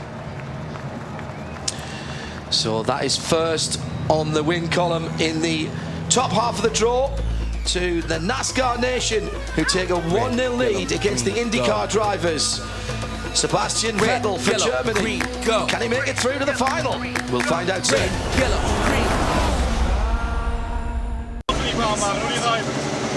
Semi-final. The arithmetic is easy. I'm not even going to call it maths, because it's arithmetic at this stage. One more win for Sebastian Vettel will put him in the final in an extraordinary turnaround of his luck and his fortune here this weekend in Miami. One win only in the Race of Champions individual yesterday. Gave up his Champion of Champion title to Juan Pablo Montoya, whose teammate he's racing now, Gabby Chavez, in a car that has been with us in Race of Champions since 1999, the Rock car, the Rock Buggy. And I've got to say, I think Sebastian Vettel is probably one of, if not the best exponent of this car. Yep, you can see they are getting ready to go here at the Race of Champions in Miami. Vettel very relaxed at the moment, but very, very focused, waiting for the lights to go out. Will it be Vettel? Will it be Chavez? Will it be Germany? Will it be Colombia? £1,000 of race car each side of the barriers as the lights go out, and Germany with Sebastian Vettel gets a fantastic start as he goes down in the first corner, but he crosses it up, and as he heads down the left field line, he lost a bit of momentum there. Yeah, that'll be costly for Sebastian Vettel, but can Chavez make the most of that slip up from the German? You can see the car up and down, riding on that suspension. The crossover takes place, and I think Sebastian Vettel still has a healthy lead on this one. But he's got to be clean in the second half. Look at how the economy of movement there, soaring at the wheel, takes a hand off to make the gear change, coming round the final corner. Chavez is right there, but he's not close enough, and Sebastian Vettel makes it 2 from 2 in the B semi-final, which means Team Germany, which is him, goes through to the Rock Nations Cup final at Marlins Park here in the city of Miami. What a turnaround, what a story, what a man in Sebastian Vettel, who's come back from nothing yesterday. Yeah, he'll be very happy to get that through without the tiebreaker needed. It gives him a little bit more time to collect his thoughts, relax before the final. If it had gone down to the wire, he'd have had to jump out of the semi-final car straight into the final. So good for Sebastian Vettel. Economy of usage, very important. He can have a little relax, just get his thoughts together and prepare. But out on track, there's more action still to come. The other half of the semi-final is ready to go. Who's got the advantage here? Well, at the moment, it's pretty exciting because Ryan Hunter-Reay, Kurt Busch, Alexander Rossi, Kyle Busch, that is Kyle Busch, ready to go against Alexander Rossi. And NASCAR Nation has the advantage. A brand new car for Rock Nations Cup, the Fuel 05 Rock Edition. This is an old school fast road and race car.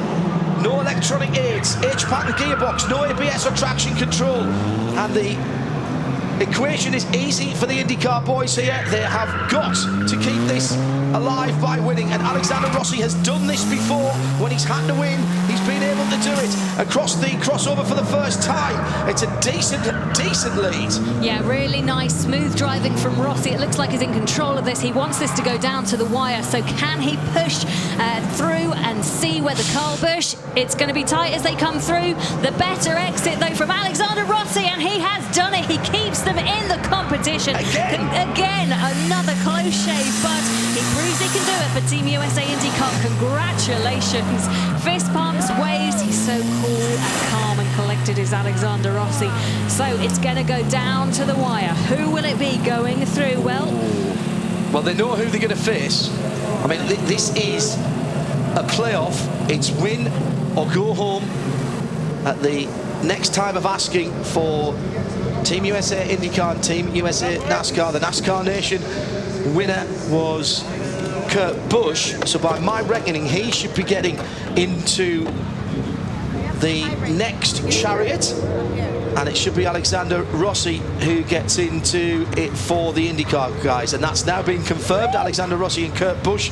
What I don't know is what car it'll be. How quick is that turnaround? That is incredible. Rossi gets out of one car and straight into the next car. There's no time to rest, Alexander. And already on raceofchampions.com, it's updated, so I've got it on my screen. You can watch on at home as well with the timing and scoring and all kinds of information. So Alexander Rossi and Kurt Busch in the rock cars for the right to go to the final. That's nice. That's nice. Right to go to the final, where they will face Team Germany in the shape of Sebastian Vettel. 6 times a Nation Cup winner. I'm ready to go. Scott Speed is watching the action interestedly down in the crossover area. Let's head down to the bullpen now. Here's Neil. Yeah, it's great to have Scott Speed here. I'm a big fan of your rallycross work. Just give us an idea what it's like to be here, part of the camaraderie, the group of drivers that you're competing with. Yeah, well, I mean, first I gotta say I've put on an absolute clinic here of exactly how not to do Race of Champions. But in saying that, I mean, I've had so much fun being here. It's so great to see all, old friends from Europe and, old friends from NASCAR, and you get all these drivers together in an atmosphere like this with the racing so fast-paced and so random. It's just a blast. I've had so much fun. It's an incredible event. And in terms of the clinic, what has been difficult? Why has it been so tricky? Oh, I mean, you get one thing, one car wouldn't shift, and the next car, you have one little problem, and it's like done, I think. And it's just, evidently maybe it doesn't suit me, I don't know, but it's still been a lot of fun. It's fun ragging on these guys. Travis has done a great job. Pastrana always comes here and represents, so that's really cool to be part of that, and been a lot of fun. And final word, who do you think is going to take the Rock Nations Cup? Vettel, because he's been driving all the cars all day by himself, and he's Vettel. He's awesome. So I hope we have a chance. Let me drive together soon. Yeah. If it's Petter Solberg joining in. Yeah. So in the America versus the World, batting cleanup in the rallycross cars and Mr. WRX and GRC. So hopefully we get to battle each other, and that'll be some fun. Thank you. Good luck. Well, as Team NASCAR's Kurt Busch climbs in to meet Alexander Rossi in this semifinal, I'm with his brother Kyle, who has been taking copious notes. And you had a long chat with your brother before he got in. What'd you talk about? We just talked about the ROC buggy here. Kurt's never been in one in competition, so this is the first time for him where I actually just got beat by Rossi in one of these cars, and he was pretty quick. So I'm not sure the tables are on our side here. You guys come talk to me now when I'm on a losing streak. Earlier I was on a winning streak. I was feeling pretty good about things, but It's a fun game. It's a lot of neat things and a lot of great guys you get to compete against and some pretty cool cars you never get to drive very often or ever. And for me, it's just been a blast. So we're having fun here and taking care of our fans in the USA, hopefully. You were studying the timing screen so closely and taking notes. What sorts of things are you looking for? Well, I'm just looking to see who's winning and what cars and how quick their win times are in order to be able to see what kind of lap time you got to run or expect to run in order to beat those guys. So I've been falling a little bit short here lately and actually kind of all day, but I've been lucky in some of the races, the matchups that I've had, that I've been able to get through with even not being one of the fastest guys in those cars. So it's been working so far, but not here lately. Not when you get to the bottom of the bracket or the end of the bracket. Okay, good luck to you and Kurt. Neil. Yeah, I'm with Ryan Hunter-Reay, who's just kind of ruining the fact that Sebastian Vettel's getting so much seat time. He just knows every inch of this circuit, and you've got to put it all down to Alex now. Yeah, this is to get in right here. So we've had a few wins today. Hopefully we can make it to the to the final. This is great to be back in Miami. Great to have Race of Champions here in the United States for the first time. We're just having a blast. So thanks to all the fans for coming out. Hopefully we get in there and make them proud. They're making a big noise out there in the stadium, and it's a stadium you know very well. Tell us a little bit of your history with this stadium. Absolutely. Bring my kids here for baseball games. It's great to have a racetrack in the center of it. And hopefully this is the first of many years that we can come here to Marlins Park and put on a good show for the fans. Well, good luck. Let's see how Alex does in the next race. All right. Thank you. Well, down here in the car change area, drivers are everywhere. Nobody wandering off. Everybody's going to want to watch how this one plays out. But I'm with a guy, as we've said earlier in the broadcast, has been living the dream this weekend. Stefan Rzadzinski from Canada, working with James Hinchcliffe. You guys are out of it now, but you look like you're having a great time. Yeah, it was good. I mean, I'm here with my heroes, guys I've grown up watching racing, and going 2 for 3 was pretty cool. Lost to Kyle Busch by 10, so I'm still kicking myself over that one because maybe we could have gone through to the next round. I would have loved to have been in the finals, but you know, I'm proud. I'm so thankful for the people who got me here, and hopefully I did them proud. Did all I could. Tell us how that played out. How you got to be here. So I was at a coffee shop and I submitted my entry on Facebook a couple of weeks ago, and then January 4th I was sitting in my office at Frontech, which is a software company I work for in town, and then it said it was like a 4 p.m. on a Wednesday, and it says go get votes. You have 4.5 days, and my city got behind me and Canada got behind me, and we raised 9,300 votes in 4.5 days.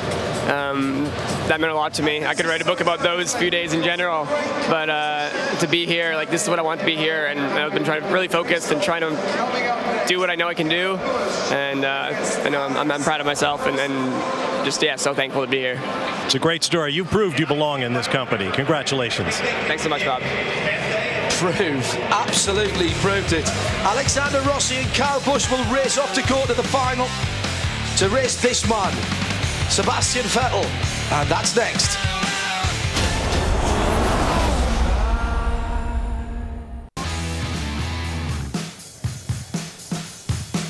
Shane.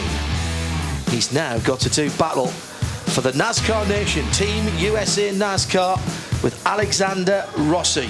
And a car he's not driven in this competition. Alexander Rossi does have some experience of this car going into this heat, and it is all or nothing for either of these teams going through to face Team Germany and Sebastian Vettel in the final of the Rock Nations Cup. Will it be Team USA IndyCar or Team USA NASCAR? We're about to find out. Will it be one race or two? Rossi hopes it's two. Kyle Busch hopes he can close it out with just one more outing onto the track. And then the Busch boys have to take on the fearsome Rock Nations champion, 6 times a champion, and that's Sebastian Vettel, who is waiting for them. A one-man team this weekend after Pascal Wehrlein unfortunately wasn't cleared to drive after his role in the Champion of Champions yesterday. Right, where's your money, Jenny? I am going to go with Alexander Rossi, just because he has managed to pull it back from the brink. The man with no nerves at all, certainly hasn't showed any. Alexander Rossi, very cool, calm behind the wheel. Kurt Busch having to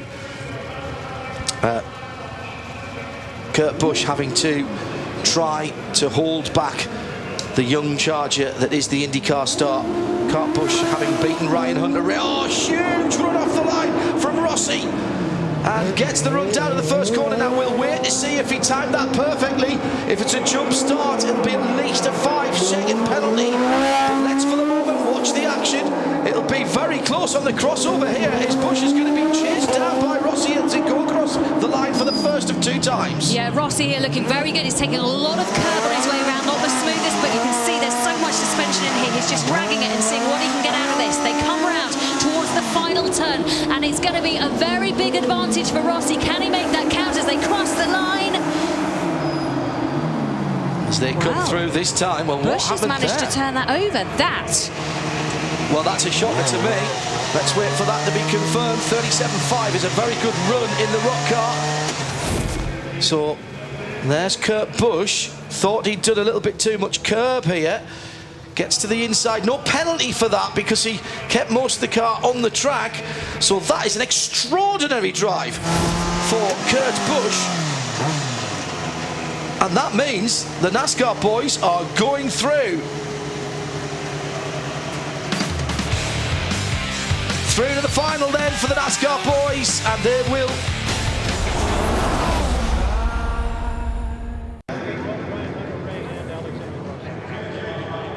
We'll find out exactly what's been going on here at Marlins Park. Race of Champions Nations Cup. Sebastian Vettel through to the final, but who joins him? Is it the NASCAR Nation or the IndyCar drivers?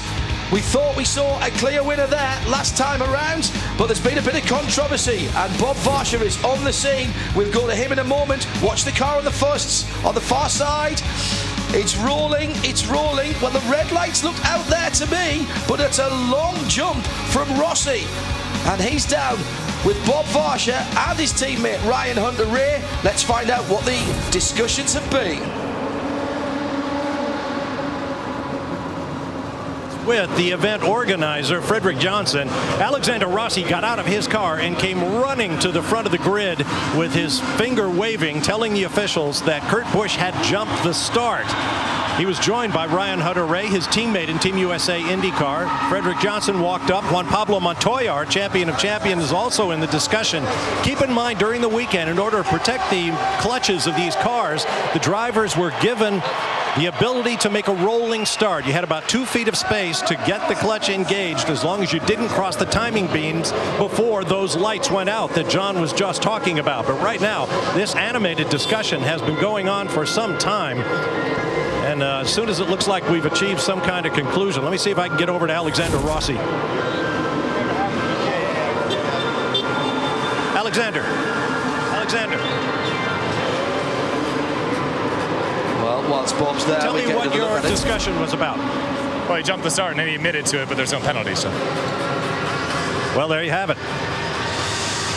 The video evidence, interesting. The lights looked out to me, but what we couldn't see was whether the green light was on. The red lights were definitely out. But Kurt Busch with a huge lead. He will be first out. Well, they've labelled up Kurt Busch's car, and Sebastian Vettel is ready to go. Kurt Busch is in the car as well. So we will continue with the finals here at the Race of Champions for the Nations Cup. It will be Team Germany as Sebastian Vettel going up against the Busch brothers from the Team USA NASCAR. Who can win it? Well, we will find out in the next few minutes here at the Race of Champions in Miami. Sebastian Vettel in the German colours, racing alone. That's Kyle Busch. That's him getting ready for maybe the next round, but that is Kurt Busch. Correct. He will be first out on track of the 2 Busch brothers. It's a fast turnaround here, and I think Sebastian Vettel, he's only got one of him in Team Germany, so they're going to have to really keep on flip-flopping. He's going to have a lot of work to do because they don't have the same car. They have to alternate one car to the next, to the next. Potential 3 runs. The Ariel Atom Cup car, and clearly making sure that he's happy in the car. The Haas Ford driver and the Ferrari Formula One driver. And this is exactly what Race of Champions is all about. 2 drivers who normally would never be in the same postcode, the same state, or even often the same country, are going to be side by side. Not for themselves now, but for their teams, the nation of Germany and the NASCAR nation, Team USA NASCAR. Bet we've got a few people who like NASCAR watching right now. Remember, you can have your say on #RockMiami. Who do you think is going to be victorious? Will it be Germany or will it be Team USA NASCAR? Remember, this is their home turf for the NASCAR boys. They love it around here. They live just down the road for many of them, and they brought a whole bucket load of fans as well to come and watch them take on the fabulous drivers from around the world that they have over the last 2 days. So Kurt Busch, as you can see there, just waving. They've both got passengers in the car. That's one of the experiences that you can enjoy here at Race of Champions, and what an experience it is. Can you imagine being next to Sebastian Vettel or one of the Busch brothers when it comes to the final? This is how they've got through. Team Germany coming through from the bottom half of the draw. Group B and C with just 3 teams in, so just the top teams going through. They met in the semi-final, Team Colombia, and it was NASCAR versus IndyCar from the top, the bigger of the 2 groups, or 3 groups rather. Vettel on his own for Team Germany against Kurt and Kyle Busch, and it will be Kurt Busch who has the chance to get one over on the man who has the most Nations Cup Championship wins. However, he's not won without Michael Schumacher, and now he'll have to do it on his own. He's got this far. 6 wins for Team Germany, 6 on the bounce, consecutive victories. And now, can this, after a couple of years gap, be win number 7? The aerial atoms are rolling. The race is on. Kurt Busch nearest to... Oh, and a big slide from Vettel this time. As Kurt Busch goes up the right field line. Got another sparkling start as he did. It was the start that was being looked at last time around, but no penalty. As they cross over now, Jenny. Yeah, through the crossover, Sebastian Vettel taking the lead round that penultimate loop as they go towards this finishing line. Kurt Busch versus Sebastian Vettel. Who can chalk up the first win? I think that Sebastian Vettel is looking in commanding fashion, but can he hold it? Yes, he can, and that will be a very solid start. Still unbeaten today for Team Germany and Sebastian Vettel. Vettel will change cars, so that will take a wee bit of time. Team USA NASCAR has to come back with a victory. That means Kyle Busch has to be on his A game if we're going to take it to a 3rd and decisive heat here at Marlins Park.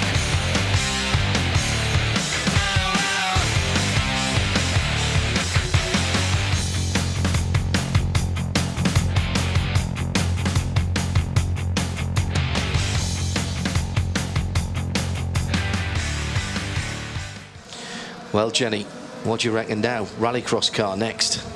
Can he do it? Sebastian Vettel's going to have fun in this, whatever happens. He knows he's got the early advantage. He will like to get it done in 2, I would imagine, so he doesn't have to change cars once again. But can Kyle Busch have any say in this and put a stop to Sebastian Vettel's dominating day? Yet to be beaten here. And he's got the advantage as Kyle Busch of having just been able to sit there and watch Sebastian Vettel. He'll have watched him go round that circuit in the last heat and understand exactly where Sebastian Vettel's weaknesses are, where his strengths are. And Sebastian Vettel just having a little rest before he gets into that RX Superlight. Just going to take a breath, cool himself down. Yeah. And maybe have a little bit of cushioning. Well, you know, that is something, isn't it, that we haven't really talked about this weekend, Jenny, but normally these drivers at this level, they would have a seat moulded to them exactly for every car they drove, whether it was Formula 1, NASCAR, rally car or whatever. Because of the nature of the event, albeit it's a short event in terms of the times that you're in the car, but you're not going to be as comfortable. There's going to have to be a compromise in your driving position and possibly in how much you're moving around in that seat. Absolutely. And yeah, as you say, they are done millimetre perfect for most of the drivers that are taking the competition this weekend. So having a wedge of foam underneath your bottom is slightly different. And you can see there Travis Pastrana alongside the Team USA IndyCar. And I think Alexander Rossi still a little bit bitter that it's not him in a car right now. now. You think? Taking part in this final alongside Sebastian Vettel. But them's the rules, them's the breaks, and nothing wrong with what Kurt and Kyle Busch have done so far in this competition. It might have been a rolling start, but they didn't break the timing beam, so absolutely allowed. And unfortunately for Alexander Rossi, that has seen him and Ryan Hunter-Reay out of the competition. That's going to be talked about at the after party this evening, I'm sure. So here comes the big face-off, Kyle Busch and Sebastian Vettel. Oh, I love that. Look, split screen. You can see both of them in the car at the same time right now.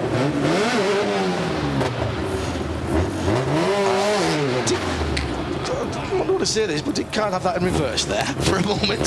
He certainly looked happy with himself either way. He shot off back. I think he shot off backwards there for a moment. Travis Pastrana just making sure he was standing well back. The Marlins Park Baseball Stadium transformed over a period of a week by hard work, ingenuity and fabulous engineering. The laying of gravel and asphalt to make sure that we have a world-class motorsport facility. Not just for the drivers, but for the spectators as well. A new style of track for Race of Champions with the crossover, and it's paid dividends and brought close racing here to Miami. Here comes the potential deciding heat. We could go to one more, and I kind of think the fans here would like that. Of course we'd like it. We'd all like it to go to as many rounds as possible, but Sebastian Vettel may well have other ideas about that. Sebastian Vettel has not been beaten in the Race of Champions Nations Cup today here in Miami. If he stays unbeaten, he will win this 2-0 over NASCAR Nation. Germany versus Team USA NASCAR. And Kyle Busch is the man standing between Team Germany and a 7th Race of Champions Nations Cup victory in the Rallycross cars. And we are racing. Pretty even start. Nothing to worry about. No controversy there. As Kyle Busch goes through the first right-hander down the left field line, down towards the bullpen. He's doing a lovely job. Yeah, they come towards the crossover at the moment. You can see them flipping through the gears. Through across goes Kyle Busch as he heads down towards home plate this time. And now Sebastian Vettel has the shorter run to the line. Just 670 yards for the full race. And it's going to be close. It's going to be very close indeed. Can we get the NASCARs to one further in? It's not going to be close enough. And Team Germany are perfect. Sebastian Vettel is perfect. And he has Germany and his 7th victory in the Race of Champions Nations Cup. What a turnaround from yesterday. Sebastian Vettel, just one win to his name, and here he is, the winner of the Rock Nations Cup, and you can be guaranteed that in his mind he will have done that for both Pascal Wehrlein, who can't be here today after a crash yesterday, ruled out competing on medical advice, and interestingly he has to really focus on his Formula One career, and also his special friend and the man that he idolised, Michael Schumacher. They won together here 6 times for Team Germany, and Sebastian Vettel has done it again on his own, but in his heart that will be for Michael Schumacher. Nice bit of precision parking at the end as well.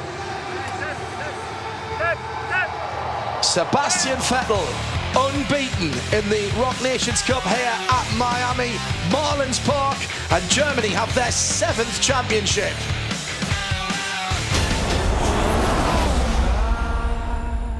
Sebastian Vettel absolutely unbeatable in Race of Champions Nations Cup here today at Marlins Park in the city of Miami. Let's go down to the winner and the beaten finalists. David Croft is on the start-finish line. To Kurt Busch and to Kyle Busch, commiserations. Sebastian Vettel, Team Germany, well done, my friend. Nobody could stop you today.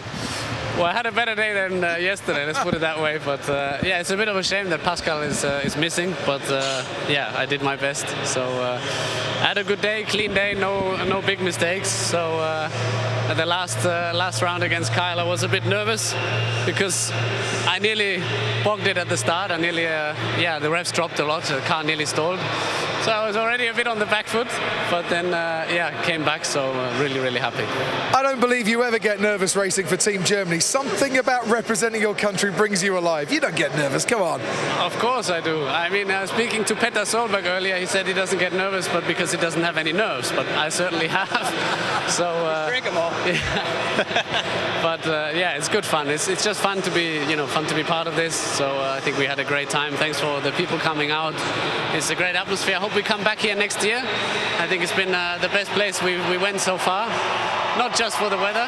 So it would be great to see everyone again next year. I think the fans like that as well. Stay with us. Kurt, I don't know about not having any nerves. He just gets on your nerves today because he just can't be stopped. You came close, though. We did. It was an unbelievable type of setting. Really enjoyed racing here at Rock in the stadium and represent NASCAR USA, and then to have both Bushes in the final. One Vettel took down two Bushes. I was hoping two Bushes could take down one Vettel. Unbelievable atmosphere. Thanks for the fans for coming out. This is an awesome opportunity for us to be able to come out and have fun. Thank you. Really, thank you. South Florida. We love you guys. Fantastic. Kurt, thank you very much. Kyle, I'll bring you in. I mean, not only representing NASCAR in the USA today, but racing alongside your bro as well. That must make you feel great. It certainly did. We had a great day today. It was a lot of fun. Both of us going up against some of the best in the world, and the best right here with Sebastian. It was a lot of fun. I thought I had a leg up off the start, like Sebastian mentioned, and I thought I ran a pretty clean lap. I must have given it up a little bit everywhere. So overall, just a neat experience, a lot of fun. This is my first trip to ROC, and it's amazing to have it here in the United States. It's certainly a pleasure and a lot of fun racing right down here in Miami. And Sebastian, if I could turn to you, that's your 7th Rock Nations Cup title. For so many years, it was you and Michael Schumacher. I'm sure that there was an awful lot of you thinking about your great friend today while you were racing around and beating everyone. Yeah, I mean, we started this journey together. He was helping me out most of the time in the beginning, so I was able to learn a lot from him. I think we all would have loved to have him here. So I think in a way, thinking about motorsport, racing, Formula One, our thoughts are with him. So we wish him obviously still the best, even now it's a couple of years. I think we all miss him, not just me for Team Germany, but also I think everyone of the drivers. He's always good company. He's very difficult to beat on track and very difficult to beat off track. So but overall I think as I said, I was probably smart enough to pay attention when he was teaching lessons, so it helped today. You certainly learned from the master. 7 titles is magnificent. You'll be back next year to try and make 8 absolutely great, I would imagine. 8 and great sounds good. So as I said, it would be nice to come back here. I don't know what's Don't make us call you Jimmy Johnson. Why has he got 8? He's got 7. He's got 7. You'll get 8 next year if you come back and win. Exactly. I've got to go to 8 then. So I hope I can be part of this. It's always a real honor. It's good fun and a really nice event. Sebastian Vettel, Team Germany, congratulations. Kyle and Kurt Busch as well. Well done to you guys. Commiserations for the runners-up. What a Rock Nations Cup that was. Team Germany in 7th heaven with an unbeatable Sebastian Vettel. But what a great day of racing we've had for Rock Nations Cup. Not everyone got it pointed in the right direction. The guys from IndyCar came close and took it to a semi-final. Almost made it into the final runoff. But the team NASCAR Nation and the Busch brothers doing their country proud, but the unstoppable force that is Team Germany, and in particular Sebastian Vettel, just too good. After an off day yesterday, back strong for 2017's Rock Nations Cup, and he is our 7-time winner. Jenny, final thoughts from you. Well, what a fantastic event it's been today. Sebastian Vettel just dominating once again and proving that when it comes to changing from one car to another, he is absolutely the king of it around this circuit and around the Race of Champions. It's just been such a special event. The Americans coming out in force as well. I've really enjoyed it. And John, it's just been a pleasure, hasn't it? It absolutely has. The stadium's worked. The layout, which was a bit of a question mark, let's be honest, has worked. We haven't seen too many incidents at the crossover, but we've seen plenty of action and some very, very close finishes. Yeah, absolutely. It's gone down to the wire several times. 0.0027 seconds, I think, was the distance, the closest between two cars coming across that finishing line. That is a coat of paint, as John Hindhaugh told me. Barely. Great day. Great day. Barely a coat of paint. Confirmation then that Team Germany win through from the Race of Champions Nations Cup, overcoming everywhere else. We know once again that Team Germany and Sebastian Vettel in particular, well, they are the fastest country on the face of planet Earth. Now, for those of you watching on CBS Sports Network, we'll be sending you to regularly scheduled programming coverage from the Race of Champions continuing internationally and here in the USA on Motor Trend On Demand. Thanks to our whole team here. For everyone at Marlins Park, I'm John Hindhaugh. What a fantastic event it has been for 2017. We hope that you'll want to join us back in 2018 and that you've got the right idea now about our head-to-head, moment-to-moment, minute-by-minute and inch-by-inch racing where every single millimetre counts. The Race of Champions and the Race of Champions Nations Cup is real side-by-side racing that puts the best against the best. Thanks, Miami. We'll now send you on CBS Sports to men's college basketball, St. Louis at Dayton. I'm John Hindhaugh. Thanks for joining us. We'll see you next year.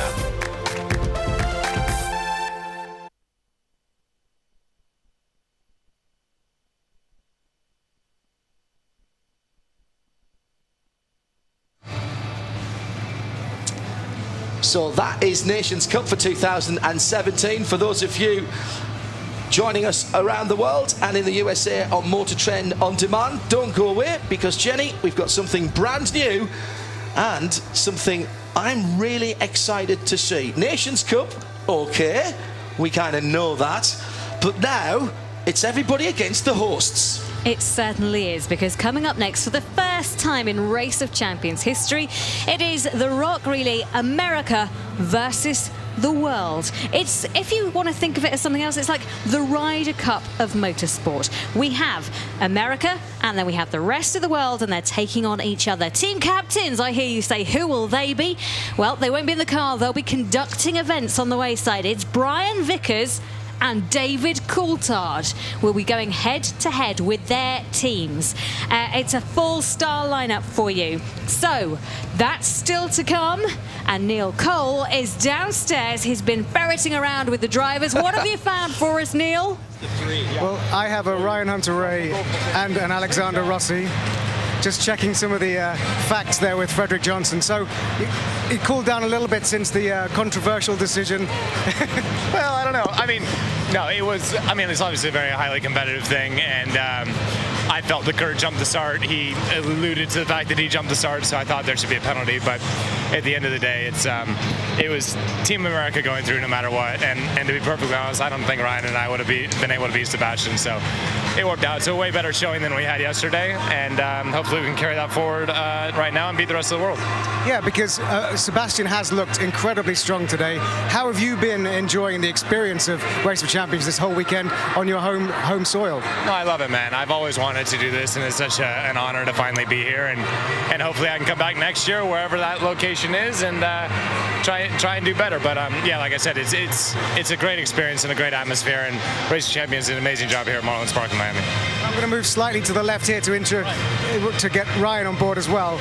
Teammates, of course, up until now in Race of Champions, Rock Nations Cup, but now it all changes. But your teammates again, USA against the rest of the world. Can you do it?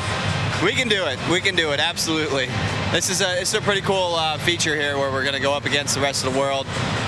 My first time doing it, so we'll see how it goes. I'm driving a car I haven't driven yet today, so it'll be an experiment for me. And the pairing should be pretty interesting here. Thank you. Let's go to Bob. Thank you. All right, thanks, Neil. Now, the leadership of Team USA against the world coming up shortly is Brian Vickers, who has now climbed in with Kurt Busch, who's been doing demonstration burnouts in his full-on Monster Energy NASCAR Cup Series machine. Helmetless, Brian, what are you thinking? That is brave. That is faith right here. And then, well, I was fine with it until he put one on. I'm like, why are you putting on a helmet if I don't have one? Hey, look, we're going to go out there and have fun. I trust Kurt. I've raced with him long enough to know he's going to do a good job. I got the honorary job of being Captain America today. So we put together a good team. We're going to have fun with it. I wasn't even planning on being here, and I'm glad it worked out. I want to thank Frederick and everyone at RSC for making it happen. We're going to go have some fun. Fingers in your ears. Enjoy. Wait for the V8. Oh, music to my ears. It's a nice sound, isn't it? Could I have that as my alarm? That would get me up in the morning, every morning. There'd be never a problem. And your neighbours. Yes. And their neighbours. Maybe the whole street. The fair point well made and beautifully presented, Jenny Gow. The number 41 is going to carry our non-driving captain out to the centre of the arena. So let me run through who's in the teams for each. Oh, okay, yeah. Can I do that? Yeah. Am I peeking too soon? No, well, let's see the. I want to see the NASCAR go out first. So let's have a bit. There's bound to be a burnout here. Well, there is. All right, here we go. Let's have a look at this as he comes round. Oh. Yeah, we've got Aaron on the motorbike as well. So we're pulling out all of the big guns. Come on, where's here. Terry Grant then? Terry Grant is there as well. I've no doubt at all. That's Aaron Colton, who is on the KTM. He's got the Ford Fusion, the number 41, has a racing car in front of him with Brian Vickers, our American team captain. The rest of the world captained by David Coulthard, which means we don't believe he'll be racing. He's a non-playing captain, and he is being delivered by a Range Rover, terribly British, of course, and Terry Grant. Coulthard on the high side with the Union flag, and Terry Grant giving David the ride of his life here.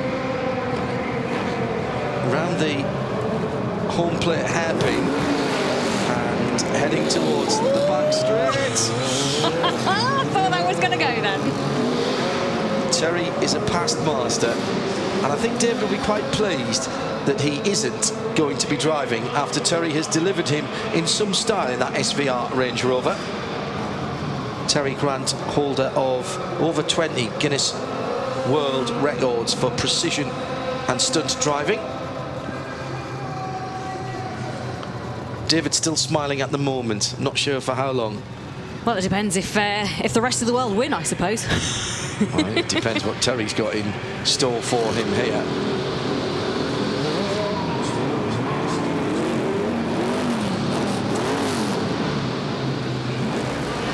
In there somewhere is a Union flag and team captains. Have the team captains of any sporting event been delivered to their starting positions with any more pomp, circumstance and aplomb than what we have seen just there? Aaron Colton getting in on the act on the KTM. Kurt Busch using up a fair whack of rubber in that. Like it. Right next to him, Brian Vickers, as you say, the team captain for Team America. And there is Aaron Colton doing his stuff on the bike. Brian Vickers without the helmet on. Very brave man indeed, especially given his chauffeur has got the helmet on. I think caused a bit of consternation at the start of that. An American flag needs to come round to the start line. Oh, that's grunty, isn't it? Number 41, loving it. The Ford Fusion NASCAR there. And there we go. The American flag is lifted on top of that number 41 car as Kurt Busch and Brian Vickers do a half lap of this circuit in front of all of the fans who have come here to the Race of Champions Miami, a brand new format for the America versus the World competition. Sebastian Vettel in dazzling form. He'll be in the world category. Can America, the whole of America, stop Sebastian Vettel and all of those other teammates that will line up alongside him? And there we go, the two cars lining up. Terry Grant just jumping out. David Coulthard holding aloft. So these are the preliminaries, the formalities, if you will, before we get back to racing. And the guys on the start line ready to make their presence felt as far as coaching and mentoring the drivers. Now, trying to get racing drivers to do anything that you tell them, even if you're a teammate or a team manager, is a bit like herding cats. So I have no clue how Brian Vickers and David Coulthard are going to actually manage their team.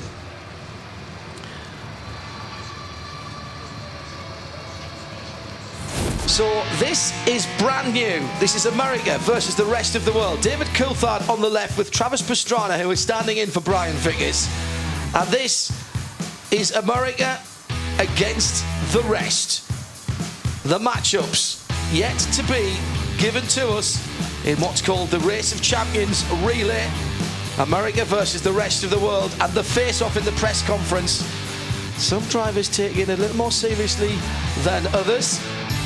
The team captains have chosen, Jenny, how they want their first teams to run out. Yes, this is hot off the press at the Race of Champions relay. So first up will be Kyle Busch versus James Hinchcliffe. Then it's Pastrana, Pablo Montoya, going on to Hunter Ray and Christensen. Speed versus Castro Neves, Busch and Massa. And finally Rossi versus Kanaan. 1 point per round. Then if we need to go further on, it'll be Kurt Busch against David Coulthard. So he is coming out to drive, and that's because Pascal Wehrlein isn't available. The Ariel Atom Cup car for Pastrana and Vettel, and Busch versus Jensen. But if we have to go to the final 3 points round, then we will. The drivers being chosen by their respective captains depending on what cars. The cars were set first and the crossbar was first up. So then the captains have decided who they were going to put in them. So we are off and running, and James Hinchcliffe for Canada, representing the rest of the world, is up against Kyle Busch with the Stars and Stripes on the top of the KTM crossbow. Now these first round matches are worth a point, and the first team to 8 points is the winner of this part of the competition. First time we've done this, so we're all taking steps into the unknown, except maybe the drivers, because at least they've driven the cars before. Yeah, absolutely. As they come round to that final corner, it's going to be very tight by the time they get to that line. Oh, I tell you what, it's convincing by Kyle Busch in that yellow outfit. Very, very nice for Kyle Busch. He almost made it through to the Cup of Nations winners spot. Still hot off there. And I tell you what, we've got a captain lined up for you. It's David Coulthard. That's right, Team World Captain David Coulthard. David, quick question. Yeah, she was worth a kiss up there, I suppose. How do you decide who gets in what car for your team? Well, you know, I sat down with the team, looked at the times from yesterday, who was more suited to what car, and then, to be honest, they kind of picked itself. We've got 2 or 3 guys in the team that have been good across all of them, like Felipe Massa, for instance, and, you know, therefore he was the guy that would maybe give one that wasn't quite so strong for the others, but I think we've got this, although we just lost the first one there to America. And what are you going to drive? I'm going to go in the NASCAR, because I haven't gone up against Kurt yesterday and been reasonably good, so we're hoping that I can maybe do the same again. All right, have fun. So across the line for the first time, this Kyle Busch again with the advantage over James Hinchcliffe. So they come back for another go. The crossbow again as they head down towards the final corner, and who takes the better exit from the final corner? Looks again to me as though Kyle Busch has put one over on James Hinchcliffe, who's not having a great second day of the tournament. So 2 wins to Kyle Busch. Just have a look at him. You can see Hinch there, and there is Kyle Busch. Very, very happy man as he goes around, just lifts his visor for everybody to see. It's 2-0 to America then. So they have a point for each of the wins and 2 points for Kyle Busch now. So America take the early lead. Now we've heard from David Coulthard. His opposite number is Brian Vickers with Paul. All right, Team USA Captain Brian Vickers survived his ride with Kurt Busch, and he is ready to conduct his team. I'll ask the same question I asked David Coulthard. How did you decide who drives what car? I didn't. I just flipped for it. Well, a couple things. One, we started last night, couldn't decide. I got my drivers together this morning. It was like herding cats. We made no progress. And then after everyone left the room, we kind of started moving it around a little bit after I got a chance to look at his sheet. And you pretty much have conceded, haven't you? No, you haven't. No, we haven't. Look, we're already leading. Yeah. Kyle Busch just won the first race, so we're in the lead. And best I can tell right there, coming off the line, we've got an American in the lead already. All right, I'm going to have to let them decide this between themselves. We need to get back to the call. Yeah, those guys are going to be doing rock, paper, scissors anytime soon to decide this. Juan Pablo Montoya versus Travis Pastrana. Travis running for the USA. Montoya for the rest of the world needs to make up a little bit of ground. Yeah, Montoya just took a massive bit of curve on the other side of the road, but I'll tell you what, Pastrana is getting every inch of this out. They come round to the final turn, a bit of a sideways action for them, and it's gone the way of Juan Pablo Montoya, the Colombian, for the rest of the world. So, one apiece. Neck and neck. And that is just testament to how good Juan Pablo Montoya has been. Crowned champion of champions yesterday and backing up that form here in the US versus the world relay as they come back to the line again. A little bit of a wild ride from Montoya. Terry Grant might have some competition there at one of the two wheels. Might have some tips. So, second run. Remember, if he repeats, then he will take the point. Each of the first round heats are worth a point. The 6 first round heats, and then we move into a 2-point round, and if necessary, a 3-point decider. So these early rounds are important to get points on the board. Crossover happens, and it looks to me like Juan Pablo Montoya once again out in front. And you can just see that Pastrana really trying to get the best out of that RX Supercar line. They come round towards the arch. It's going to be very close once again as they come round. Most of the speed with Montoya as he manages just to get out of that faster, and Montoya does it. And his flag flutters off into the distance as he crosses the finishing line. But well done. 2 wins to Montoya, so he collects the point for the world. Marlins Park here at the city of Miami.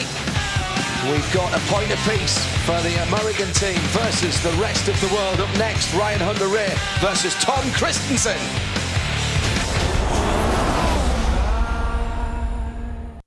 Race of Champions, not just about what goes on the track, it's about the scene in Miami as well. Miami Nights meets the Race of Champions, with the stars taking a little breather downtown to take in a little bit of the unique atmosphere that is the city of Miami. The fastest city, the best racing in the world have come together to make a perfect marriage. And all of the drivers have enjoyed their time here in South Florida. And the racing's pretty cool too. Ryan Hunter-Reay versus Tom Christensen. This is America versus the world. The first heat here, and you can see Ryan Hunter-Reay taking a nice smooth line, and TK there. Well, he has pedigree at the Race of Champions. 15 times he's been here. And he is a past master at this rock car as well. This car has proved itself in all conditions, including snow one year in the Race of Champions. No hint of that here, of course, with the roof closed at Marlins Park. As Tom Christensen, with his trademark grimace on the open face helmet, will take this one and go 1-0 up against Ryan Hunter-Reay, but that doesn't capture the point for him just yet. Each of these points run over the best of 3 heats. Yeah, absolutely. TK really getting to grips with this circuit here in Miami. Let's pop down Bob Varsha. Well, this is a little embarrassing, frankly. Helio Castroneves and Scott Speed are talking over what just happened as they pulled down to the end of the pit lane, next on track in their Voul 05s. Speed somehow did not get stopped in time and went right into the back of Castroneves' machine. You should be able to see the damage there. Rear end damage on Castroneves' car, front end damage on Scott Speed's. Both drivers and their passengers are out of the car. I guess they'll switch to something else. Off we go for the second of potentially 3 runs to decide the next points here in America versus the world. Tom Christensen ready. He's done good here. So he's got half a point, if you will. He's got his hand on it. Such a smooth driving style, isn't it, from Tom Christensen? And you could really see Ryan Hunter-Reay for Team America really battling with the car. And if you just watch TK there, it's such a fluid motion as he goes around this Race of Champions circuit towards the final turn. Oh, he hit the curb on the inside, but he's got enough of an advantage. He always looks so dramatic behind the wheel, but that will take the world a point ahead. Tom Christensen with that winning finger. Very happy indeed. It's amazing how quickly that grimace turns to a smile, isn't it? And back to a grimace. When he's pushing hard, it really is. Don't forget, you can follow along at www.raceofchampions.com. All the timing and scoring on there. You can get the same information as Jenny and I have here in the booth. And if you're going to be tweeting about this new America versus the World part, use the hashtag ROC Miami. I just think there's a bit of insurance information being swapped down there after that rear end down in the car changeover area. Now, the question is, can they get two more Villes, brand new car for Race of Champions this year, into the stadium quick enough? Because Speed and Castro Neves are up next. They are writing their insurance claims as we speak. And even as we say that, if you're on www.raceofchampions.com, you'll see that Kurt Busch and Felipe Massa are ready to go in the Radical SR3 RSXs. Now, that's what it says on the screen, and my eyes don't deceive me. That's what's been lined up as well. That information coming to me exactly at the same time as you could have seen it back home on raceofchampions.com. So make sure you change it then. Look at this. Well done, DC says. That was amazing. Good the boy. Team captain and, you know, his little boy going out there. Oh, Petter yes. as well. The world very happy with their 2-1 advantage over Team America. But what next? Can the Americans bring it back? Because, as you say, Kurt Busch is about to take to the line against Felipe Massa. A little bit of movement in the cars there because of the slight coming together as the previous drivers were coming in. Oh, lovely flick turn there by Felipe as he heads to the line, trying to warm up brakes and tyres. Felipe Massa, who was pretty fired up at the end of yesterday and will be a feisty character here. Remember, all of the first 6 matchup between the drivers are worth a single point. When we go into round 7, we're racing for 2 points at a time, and if we need the final round, that will be for 3. Felipe Massa on the inside gets a perfect launch, and Kurt Busch wasn't that far behind him as Busch comes down to the home plate hairpin and turns off down the right field line. He's got his work cut out here, but remember, this is the best of 3 to take just 1 point. It's a lot of work to get just 1 point. Yep, they come round under the arch. The first man to come round is Felipe Massa. He takes the crossover. Then through comes Kurt Busch, and they're already round for their penultimate loop here at Marlins Park. Kurt Busch with a 2-second deficit to make up, and I don't think the shorter side is that much shorter. Felipe Massa comes into the final corner now, and he's just got to keep it tight. Oh, he clips the wall again. That cost him a round earlier on, but it was barely a touch this time. In fact, was there just a tiny paper's width between the right rear wheel of the Radical SR3? There's a little bit of tape hanging from the front. Here he comes out and watch the white and orange car. He liked, oh, you see, just lifted off a little bit. That's what he didn't do yesterday. That got him the 5-second penalty, but this time he gets first blood in his battle. Yeah, he watched and he learned. And now they go for round 2. Can Massa make it a clean sweep? It's up against Kurt Busch. Lights are out. Oh, Busch gets a tremendous start in the second. Back down to first again as they go around the hairpin. This time it's Massa that goes through the home plate hairpin and heads off towards right field, left field, and the bullpen is the aim for Kurt Busch. They'll come together in centre field, and Busch should have an advantage. Yeah, Busch just slightly heavier and earlier on the brakes than Felipe Massa. That may be the finesse of an F1 car. Who knows? But as they come out through the wash, let's see what happens. Felipe Massa takes the penultimate turn, and then does Busch, and they come round under the arch. It's going to be very close because the speed carried from Busch, but no, Massa's done it. So, congratulations to Felipe Massa, and he takes another point for the world. That, by my reckoning, is 3-1 now against America. Yeah, and America need to get some more colour on the board the Ryder Cup of motorsport, if you will, as these guys are playing it out here at Marlins Park in the city of Miami. This has really been just building up nicely. There's been not a lot of talk about this between the drivers, Jenny, but I get a certain sense that the Americans, with Race of Champions on their home turf for the first time, do not want to lose this. They want to feel as though that they can compete. There's the tail of the tape at the moment, 3-1. The rest of the world lead America, and Scott Speed is up next. Can he take a point? Well, the cars coming to the line is the Polaris Slingshot SLR. Once again, we've had a carryover of the Vuel, not quite ready to go, so Speed and Castroneves just waiting a moment. It'll be Rossi versus Kanaan. Rossi in good form today. He's had a real recovery drive after yesterday and the Race of Champions. Got robbed in the Nations Cup as he's concerned, but can he turn things around and make up for it? He will be fired up right now as for America try to get their second point on the board. Brand new for 2017, the Polaris Slingshot rear wheel singular, driving the cars forward towards the first corners. Left for Kanaan, takes it, balancing the car on the throttle. A lot of work on the steering wheel here. It's a very clever bit of engineering. The back end, the single-sided swing arm, driven as a motorcycle onto the hub, and it has an element of counter steering built into these cars, which the drivers are still looking to exploit to the best. Yeah, so Rossi comes round, then followed by Kanaan. This is going to be tight as they come towards that penultimate turn. They head towards the arch, the final turn, and that drag finish. Who will it be, Rossi or Kanaan? Rossi's catching up, but it's Kanaan who takes it. So another one for the world. Wow. And what the world are showing for the Americans. And my goodness, you could just hear this quietness in the stadium because people want the Americans to win. This is Marlins Park. This is their home turf. So that's the first of potentially 3 runs for these two drivers. And the pressure goes on to Alexander Rossi. But we've seen in the past, both in the Race of Champions and the Nations Cup, that Alexander responds well. Breathing a little bit heavily there. He's having to work hard, wheeling the Polaris Slingshot. The cool, calm, collected and focused eyes of Tony Kanaan as we're ready to go racing for another point in America versus the rest of the world.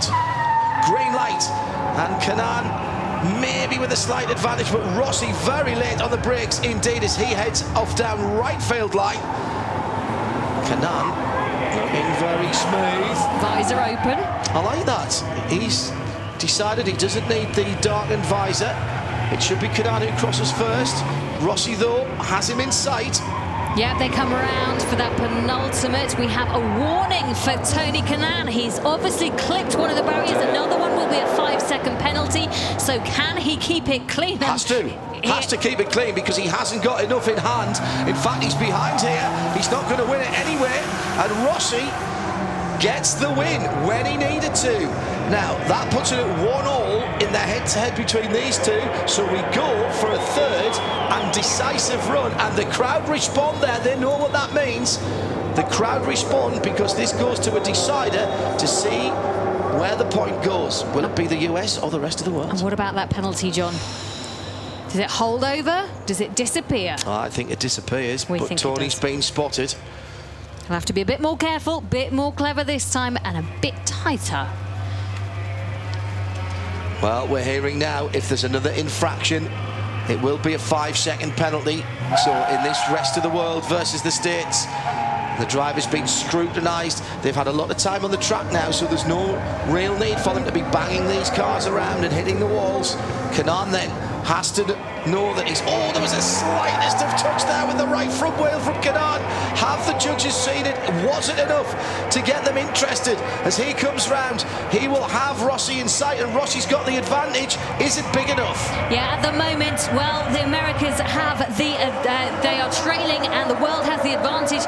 Can Rossi make this count? Can he get another point for the Americans? He comes towards that final turn. He will carry more speed in. Can he control the car? He can. Oh, look at that. that. And he has done it. Alexander Rossi once again manages to come back from the breaches, and he has made it 2-3. Well done to him for managing to just try and eke things back. So it's the world with 3 points and America with 2 points. And hopefully, up next, we will have Speed versus Castro Neves in the Vuel 05 Rock if they've managed to sort the cars out after that slightly embarrassing shunt. And if I look down at the change area, that's not the next car. Well, that's a big point for the Americans. Now, earlier on this week, Miami Marlins second baseman Dee Gordon got a very different perspective on his home stadium from DHL driver Ryan Hunter-Reay. Big fella strapped in, ready to go. And Ryan Hunter-Reay not holding back here as he headed off with the second baseman. Now, this is the sort of area of the track where Dee does his best work on the second base area. And he was delivered back by our DHL driver very nicely. That was sick. And he's been hanging about this weekend as well. Had a great time earlier on in the weekend. Very different look to his home stadium this Saturday and Sunday. So, Jenny, we move on again, and the selected drivers by the two team captains are heading out. So it's Kurt Busch for the Americas and David Coulthard, team captain, stepping into the Whelen NASCAR for the next heat of this. 1 point up for grabs, 3 rounds to see who can do it. Let's see. The biggest engine, the most powerful car, 5.7 V8 for 450 horsepower. It's 2,600 pounds, and we're racing. Coulthard loves this car. That might be a bit of a surprise for you, but he's up against Kurt Busch, who really should be pretty adept at throwing the big thing around. Coulthard, of course, has done a lot of driving, even since he retired from Formula One. He claims he's a little out of sorts for this one, but don't believe everything that you hear from David Coulthard, because he is still point perfect as they come round the penultimate corner, heading towards the Rock Arch. This is going to be fairly close, John. Coulthard's going to bring a lot of speed. It's going to be very close, not just a bit close. I couldn't split them on the line, and the timing screen has them down to .0048 in the favour of American Kurt Busch. Told you it'd be fairly close. You were absolutely. That's fairly close. In your We've seen closer. Your very understated home county's way. Well, I try. Got to bring a touch of class to proceedings somewhere. Well, you have when you've got me next to you, certainly. All right, let's line them up and do it again. Fast and furious, no time to take a breath. So, Coulthard this time starting on driver's left of the start line. Here's how close it was. It's the leading edge. Ooh. Wow. I'm pleased we've got 4 decimal places of timing. We're off to do it again. David Coulthard needs this one. He got a really good launch, hooking up the rear tyres of the Whelen Euro Series NASCAR as he heads down the right field line. Really throwing that car around. You can just see how much he's enjoying it. So, but the crossover, it'll be Kurt Busch who should take it first. But I tell you what, David Coulthard is not far behind him. This is going to be maybe even closer. He was just locking up the front wheels, David, as he went into that right-hander. He's heading out towards the bullpen, and then it's right and right again onto centre field. Oh, he's hit the curb, but he's got enough of an advantage. It's going to go to a decider. Well, what a way to earn a point. They're all going to make it as hard as possible. 3 points for the world, 2 points for America. So can the Americas level things up with Kurt Busch in that car? Or can David Coulthard, team captain for the rest of the world, do what he set out to and just eke a little bit more of an advantage over the Americas? Remember, the first team to reach 8 points is the winner. Oh, bit of deep staging there by Kurt Busch. Bit of drag racing knowledge maybe there. Now, this is where the point will come. The winner here, a super start again from Busch. He's timing those lights so well today. Has he been taking lessons from John Force? Not sure, but my goodness, that was right on the money. He heads down past us. David is on his way towards the bullpen. He's got the shorter run to the line, so he'll come across the line first, but has he amassed enough of an advantage? Had to do a bit of correction as he came into that crossover, just took it a little bit too early, so that'll slow him down. Kurt Busch looking a little bit clunky around that turn, but I think he'll try and just level things out as they come towards that final turn. Can't afford to take too much curve on these cars, they're very big. Coulthard gets the run, Coulthard gets the run! Does he get the point? My goodness, it's close! No, it's Busch! It's Busch who takes it by 0.0403 of a second, and we're tied after the first 6 heats. America 3, the World 3. Ooh. Here's how it stacks up so far. The 1 point heats are done. We're racing for 2 points when we come back. Kyle Busch, Rossi and Kurt Busch for America have taken 3 points against Montoya, Christensen and Massa.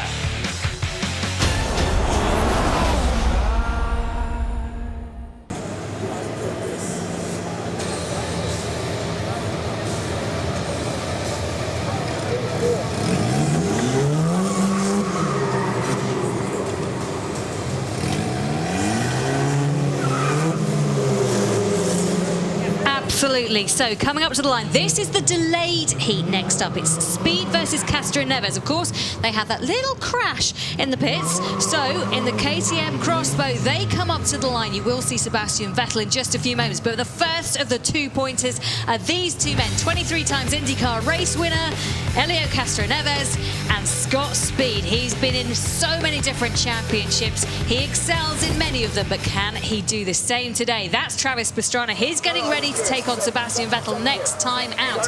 A few little last-minute tips there from Kurt Busch. 3-3 is how it stands at the moment. At the end of this, one of the teams will be on 5 points. The first of the 2 point heats then, Scott Speed in the black KTM Crossbow. It's had a little bit of a nip and tuck and been to the gym a bit, this car, for Race of Champions this year, up to 355 horsepower, down to 1,700 pounds, and it's been a real competitor this weekend. Speed by Rice has said he has not had the best of weekends so far. Everything that could have gone wrong has. Has he got the motion in that KTM Crossbow to get it across the line and beat Castroneves? That's the question. Castroneves very close to the DHL signage there as he turns it in to come to the line, and it's going to be Castroneves who takes it for the first of the heats. Lovely sideways action there towards the end from Scott Speed. Not sure it got him too much of the pace, but let's catch up with exactly where we are with this round so far. America versus the world. Castroneves celebrates, understandably, for the world. That's the first of the round's heats. So that's where we are so far. 3 apiece. Busch winning, Pablo Montoya winning as well. And then we go into the 2-pointer rounds with Scott Speed and Castroneves going head-to-head at the moment. If it goes to the final, well, it says it will be Scott Speed versus Petter Solberg. That is a big call. Big and we'll call. have to see if that still stands. Big call from the American captain as we're off and running. And that black car looking very nice indeed. Scott Speed was very tidy there, but was he quick enough, Jenny? Well, I have a feeling that maybe Castroneves missed a gear in this because he was very slow at one point. This is a crossover and it's almost going to touch. Wow, first time we've seen one that close. Advantage is given to the car coming across from the faster exit lane, which is driver's left. Unusual, of course. Many of these guys are used to priority from the right. Lovely drift in the final corner, just held by Castroneves, but Scott Speed is down the road and finished, and will take that for the USA. Yeah, 1 apiece for Speed and Castroneves. They'll go at it again, but Castroneves definitely has a problem with that KTM Crossbow. At some point during that race, he just either lost a little bit of transmission or he lost a gear. He's just putting it back to try and come in, and this is the moment where the 2 cars almost came together at the crossover. Look how close it was. You can just see Speed just there in front of Castroneves. Castroneves having to lift once again. That was costly. Let's see, has Castroneves got a problem with that car? They can't change it. What happens out there stays out there, as you can say. Just like real racing, once the green lights or the green flag is dropped, you can't ask for them to rerun the race. So 2 points on the line. Oh, caught and stopped from Helio Castro Neves. He may have gotten away with that. We wait for the steward's decision. Looked to have got a decent launch, but only a decent one. Sliding that car around a little bit too much, perhaps. I wonder if he's slightly been put off his stride by that problem earlier on. Well, they come to the crossover. Scott Speed takes it well in advance. He is away from this, and it looks like it'll be another point for the Americans. Castro Neves certainly not being able to get that KTM crossbow gliding as he would want it. Gets very close to the wall on the far side of the circuit from us. It's going to be closer than I thought as through comes Castro Neves. Where's he got that from?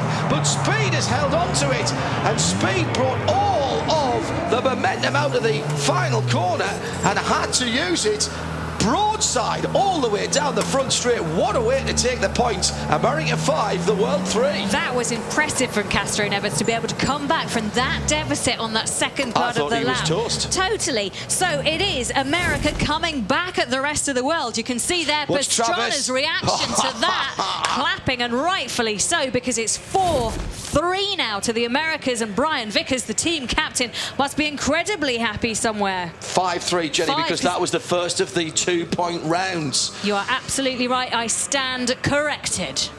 We're all getting used to this as the drivers are. That's how important it was to Travis Pastrana. The guys from the North American continent and from the USA were split up in the Nations Cup into two-man teams, but there's a huge sense of camaraderie and of team here underneath the stars and stripes. Sebastian Vettel out next, and he'll be up against Travis Pastrana. Vettel still unbeaten this weekend. Can Travis do it? He's beaten him in the past. They're in the Ariel Atom Cup car. Sebastian on driver's left, Pastrana driver's right. Waiting for the countdown. Lights are out. 2 points on the line. Europe can't lose it here, but America could go within a point of taking this Rock Relay Challenge. Sebastian Vettel will not want to be beaten, though he hasn't been beaten all day, and this is his chance to prove that he can drag the world with him into victory. Another very tight crossover there, but it looks like... Oh, look at that! On the other side of the track, Pastrana's had a whopping spin. He's now going the wrong way down the turn course. Has to correct himself. This is an easy one for Sebastian Vettel. Pastrana will be furious with himself. But that's only the first of 3 potential runs. So Vettel still unbeaten today. What a record Vettel is putting together today. And Vettel just slowing down because Pastrana still has to go back around to the other side of the track. I think he might have had a problem with the car there.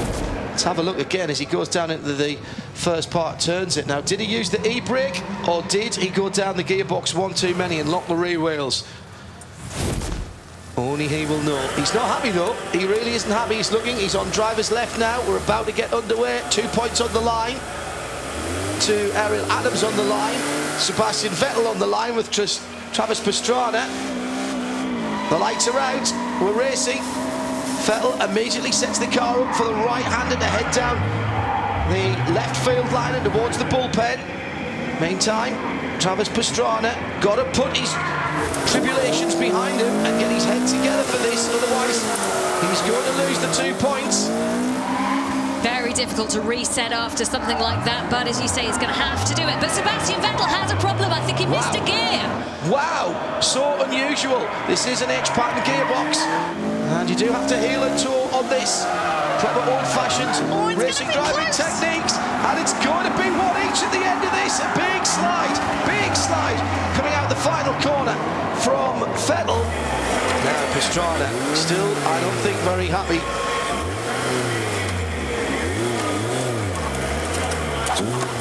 There you go. Here's the gear lever. And the e-brake. He's getting the hang of it now. Yeah, so he's going to have to do another half loop to get himself back onto the starting line. The shifter isn't working. You're ready, set lips there. But this was Vettel. Now let's have a look. Out of the corner. And yeah, you were spot on there, Jenny. Just didn't get the grab back down through the gearbox maybe, and found himself in the wrong gear coming out with no revs. Car bogged down, cost him a second or so. But there's still points on the line here. America 5, rest of the world 3 as it stands. Vettel wins it, it goes to 5 each. Pastrana wins it, it goes to 7-5. And the US would need just one more victory. Very slow off the starting block for Sebastian Vettel. Travis Pastrana really fast, but again, Pastrana really making a mess of things around turn 1. Will it be enough to just jump this? Jump start from Pastrana. He's going to get a 5-second penalty by 0.150 of a second. Confirmed on the bottom of the screen. So Pastrana then has jumped the start by a very, very small margin indeed. He took the chance of anticipating the lights and it hasn't paid off. So Vettel now, he won't know that, of course, as they come to the line. The crowd are going wild because they think Pastrana's won it, as he has on the track, but he will be given the penalty. It will go to another race. Oh dear. Once again, America will feel slightly aggrieved, potentially. There we go, Vettel doing that, saying he jump-started. They don't have comms in there, so he won't know that that was a jump start, but as soon as he gets into the pit lane, he will know. Pastrana is just going in now. Confirmation, Vettel taking the 2 points. It's all tied at 5. Then there will be at least a couple more races. Now let's have a look at this jump start again. 0.150 of a second. What does it look like? Watch the camera closer to us. That was tight.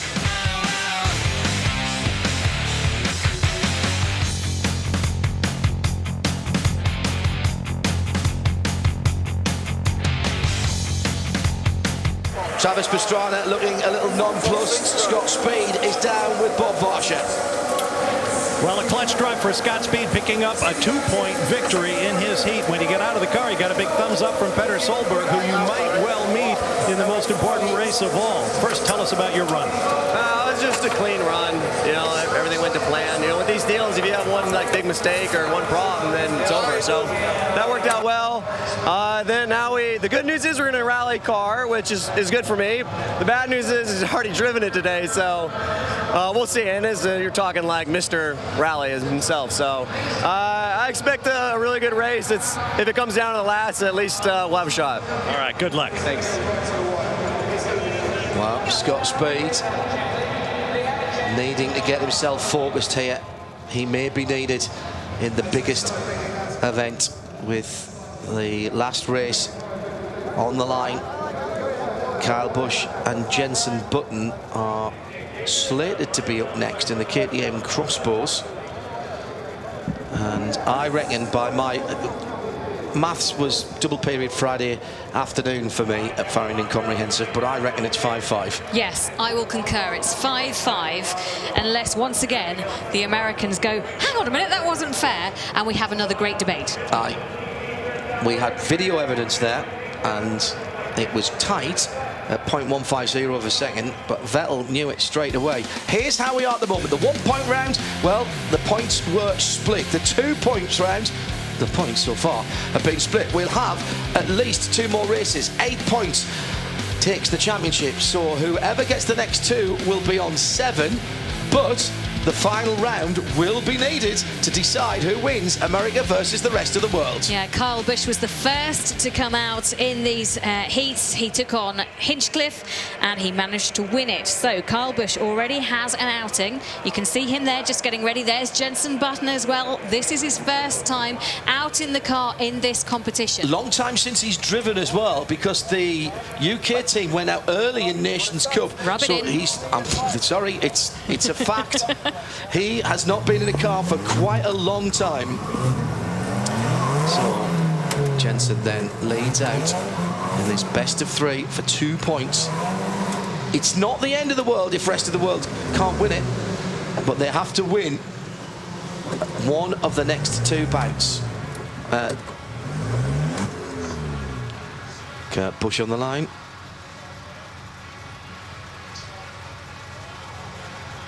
Final round of the 2-point scoring matchups with Jenson Button on our KTM Crossbow drive with Kyle Busch.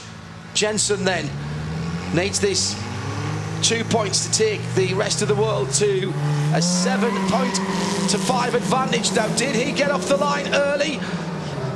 We know that the Bush boys are super quick on those lights. They've been cutting it very fine indeed. Kyle Busch in the crossbar. Thumbs up from his passenger. No time for a thumbs up from Kyle Busch. The crossover very tight there, so it looks like Kyle has made up some time in that, but when they come back round again towards the finishing line, it is that just straight drag up towards the line. Who will take it, Button or Busch? I think Kyle Busch has the advantage. Jenson Button not able to hold on it. 5-second penalty for Button anyway for hitting the wall.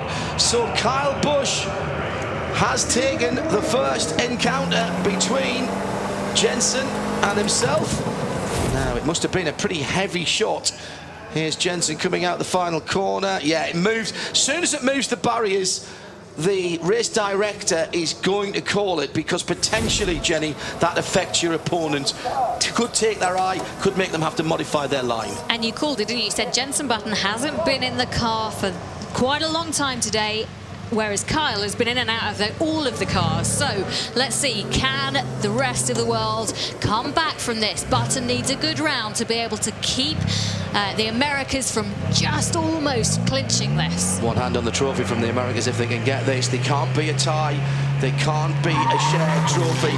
Kyle Busch in the white KTM crossbar, left of picture. He's going to go down the left field line as Button comes round the home plate hairpin, heads away from our commentary point.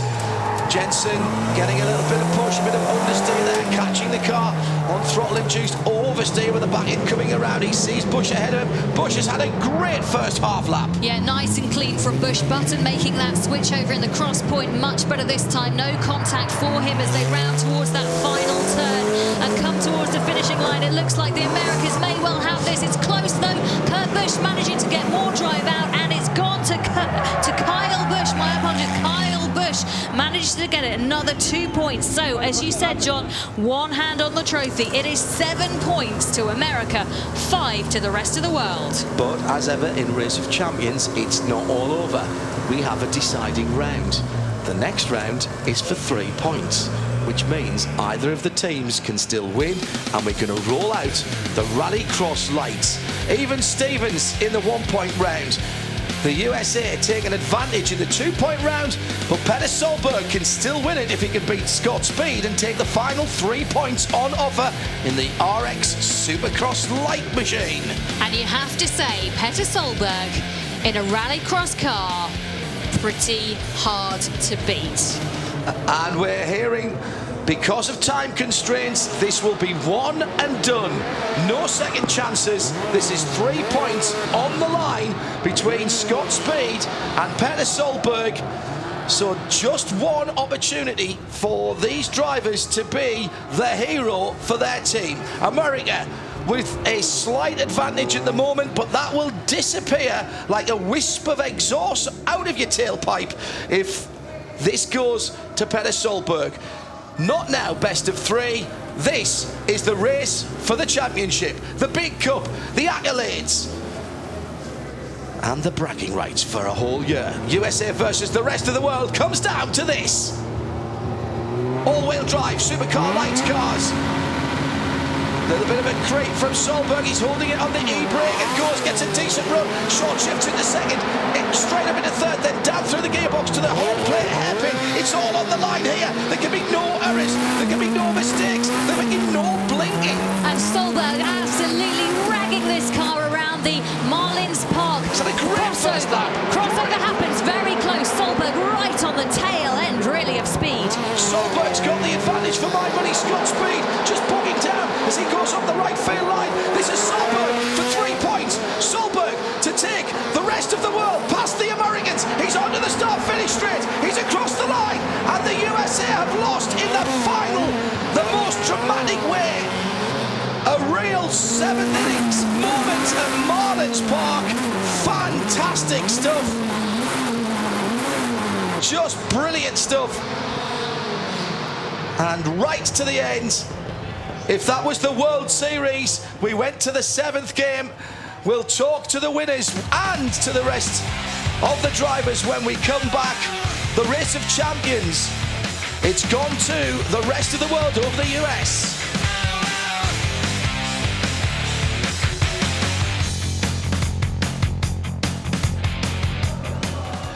Petter Solberg bringing the car back. My goodness, excitement. 1 point, excitement. just 1 point, John, came to it in the end. America, 7. The rest of the world, 8 points. And Petter Solberg, it's not been his weekend. Yesterday, a miserable day for him, just managing to chalk up 1 win.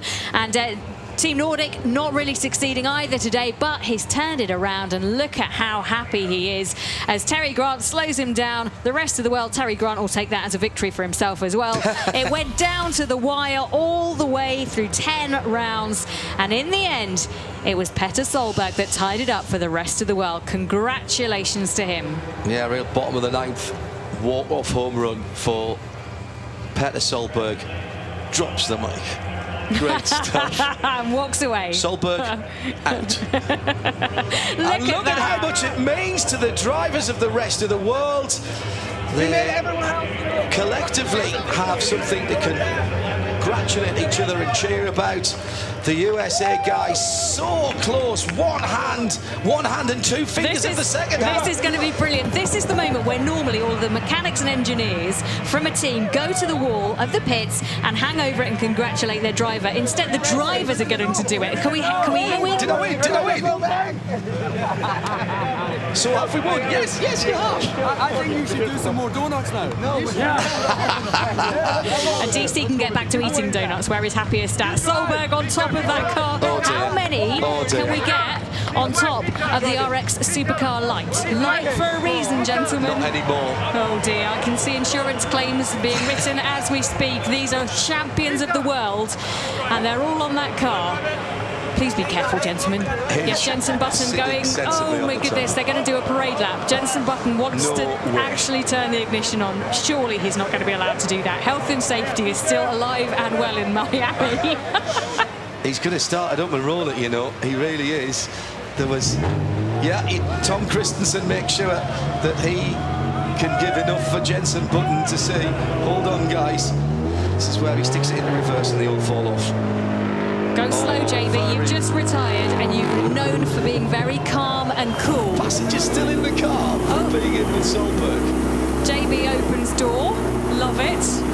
This is how to drive. Slowly, perfectly, and with how many? Are there 8 people on top of that car right now? We've got the whole world. Yeah, 8 on a car. With 10 if you count the 2 inside.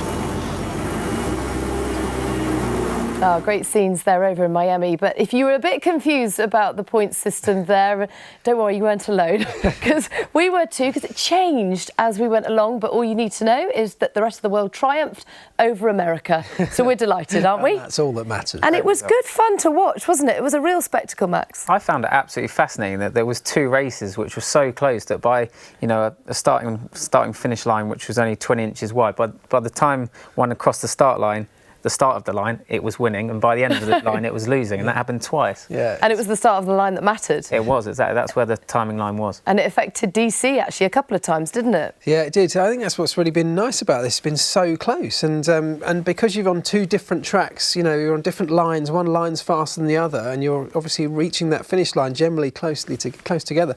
I thought the races are really exciting. It's a really nice, exciting event, and quick fire as well, so lots happening very quickly. And great camaraderie between the drivers of different disciplines. You just sense that they share that competitive. I mean, on the one hand, you could tell they were having fun. On the other hand, they were gritty determination to win. So they share that trait. Absolutely. You can tell they all have respect for each other, but no one wants to lose at the end of the day, regardless of what you're doing. So it was good. It was really, really competitive, and it reminded me of Speedway. It's very quick, far round, and it's great to see that there's always just one winner at the end. We've got to talk about Sebastian Vettel, because what a turnaround. Now, interestingly, who was it that predicted that he would win? That Team Germany? Can't remember. No. Oh, yeah, convenient. Well done. No, but interesting. embarrassingly, it actually almost made it easier for him not having a teammate, because he got so much track time, so much time in each car, and the momentum was with him, wasn't it? And you could tell that he was enjoying himself. Yeah, I think it made a real difference in that type of event where you just get, you're in the car all the time, you're always doing laps, and he had such a disappointing day yesterday where he didn't win anything. So today he was unbeaten and really on absolute top form. And this means a lot to him. He's been very successful at this event over the years, alongside Michael Schumacher in a lot of those. And look, the old fingers out again. He was absolutely loving that. I mean, when you consider that it doesn't actually count for anything in terms of his career, it really must be the memories that he's forged with Michael Schumacher over the years that keeps him coming back year after year and clearly enjoying it so much, Max. Yeah, as he said in his interview at the end, Michael's one of those people who was incredibly hard to beat on track and off track, and I think obviously Sebastian was looking up to Michael, because Michael was in Formula 1 for so long, that he sort of respects so much, and he learnt his traits at the Race of Champions with Michael, so it was good for him to honour Michael today. Absolutely. Well, how long do you reckon it is to the first F1 race?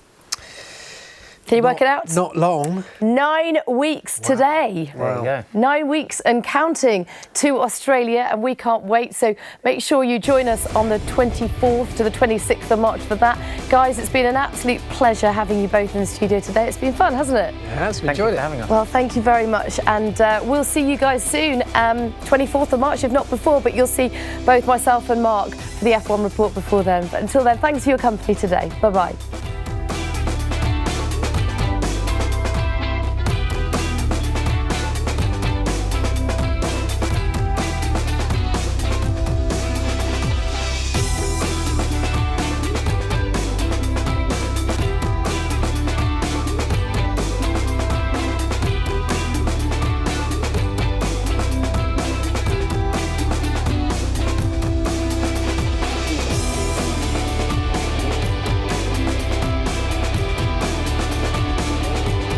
Enjoy Sky Sports Live on all screens, on the go, and the best bits on demand.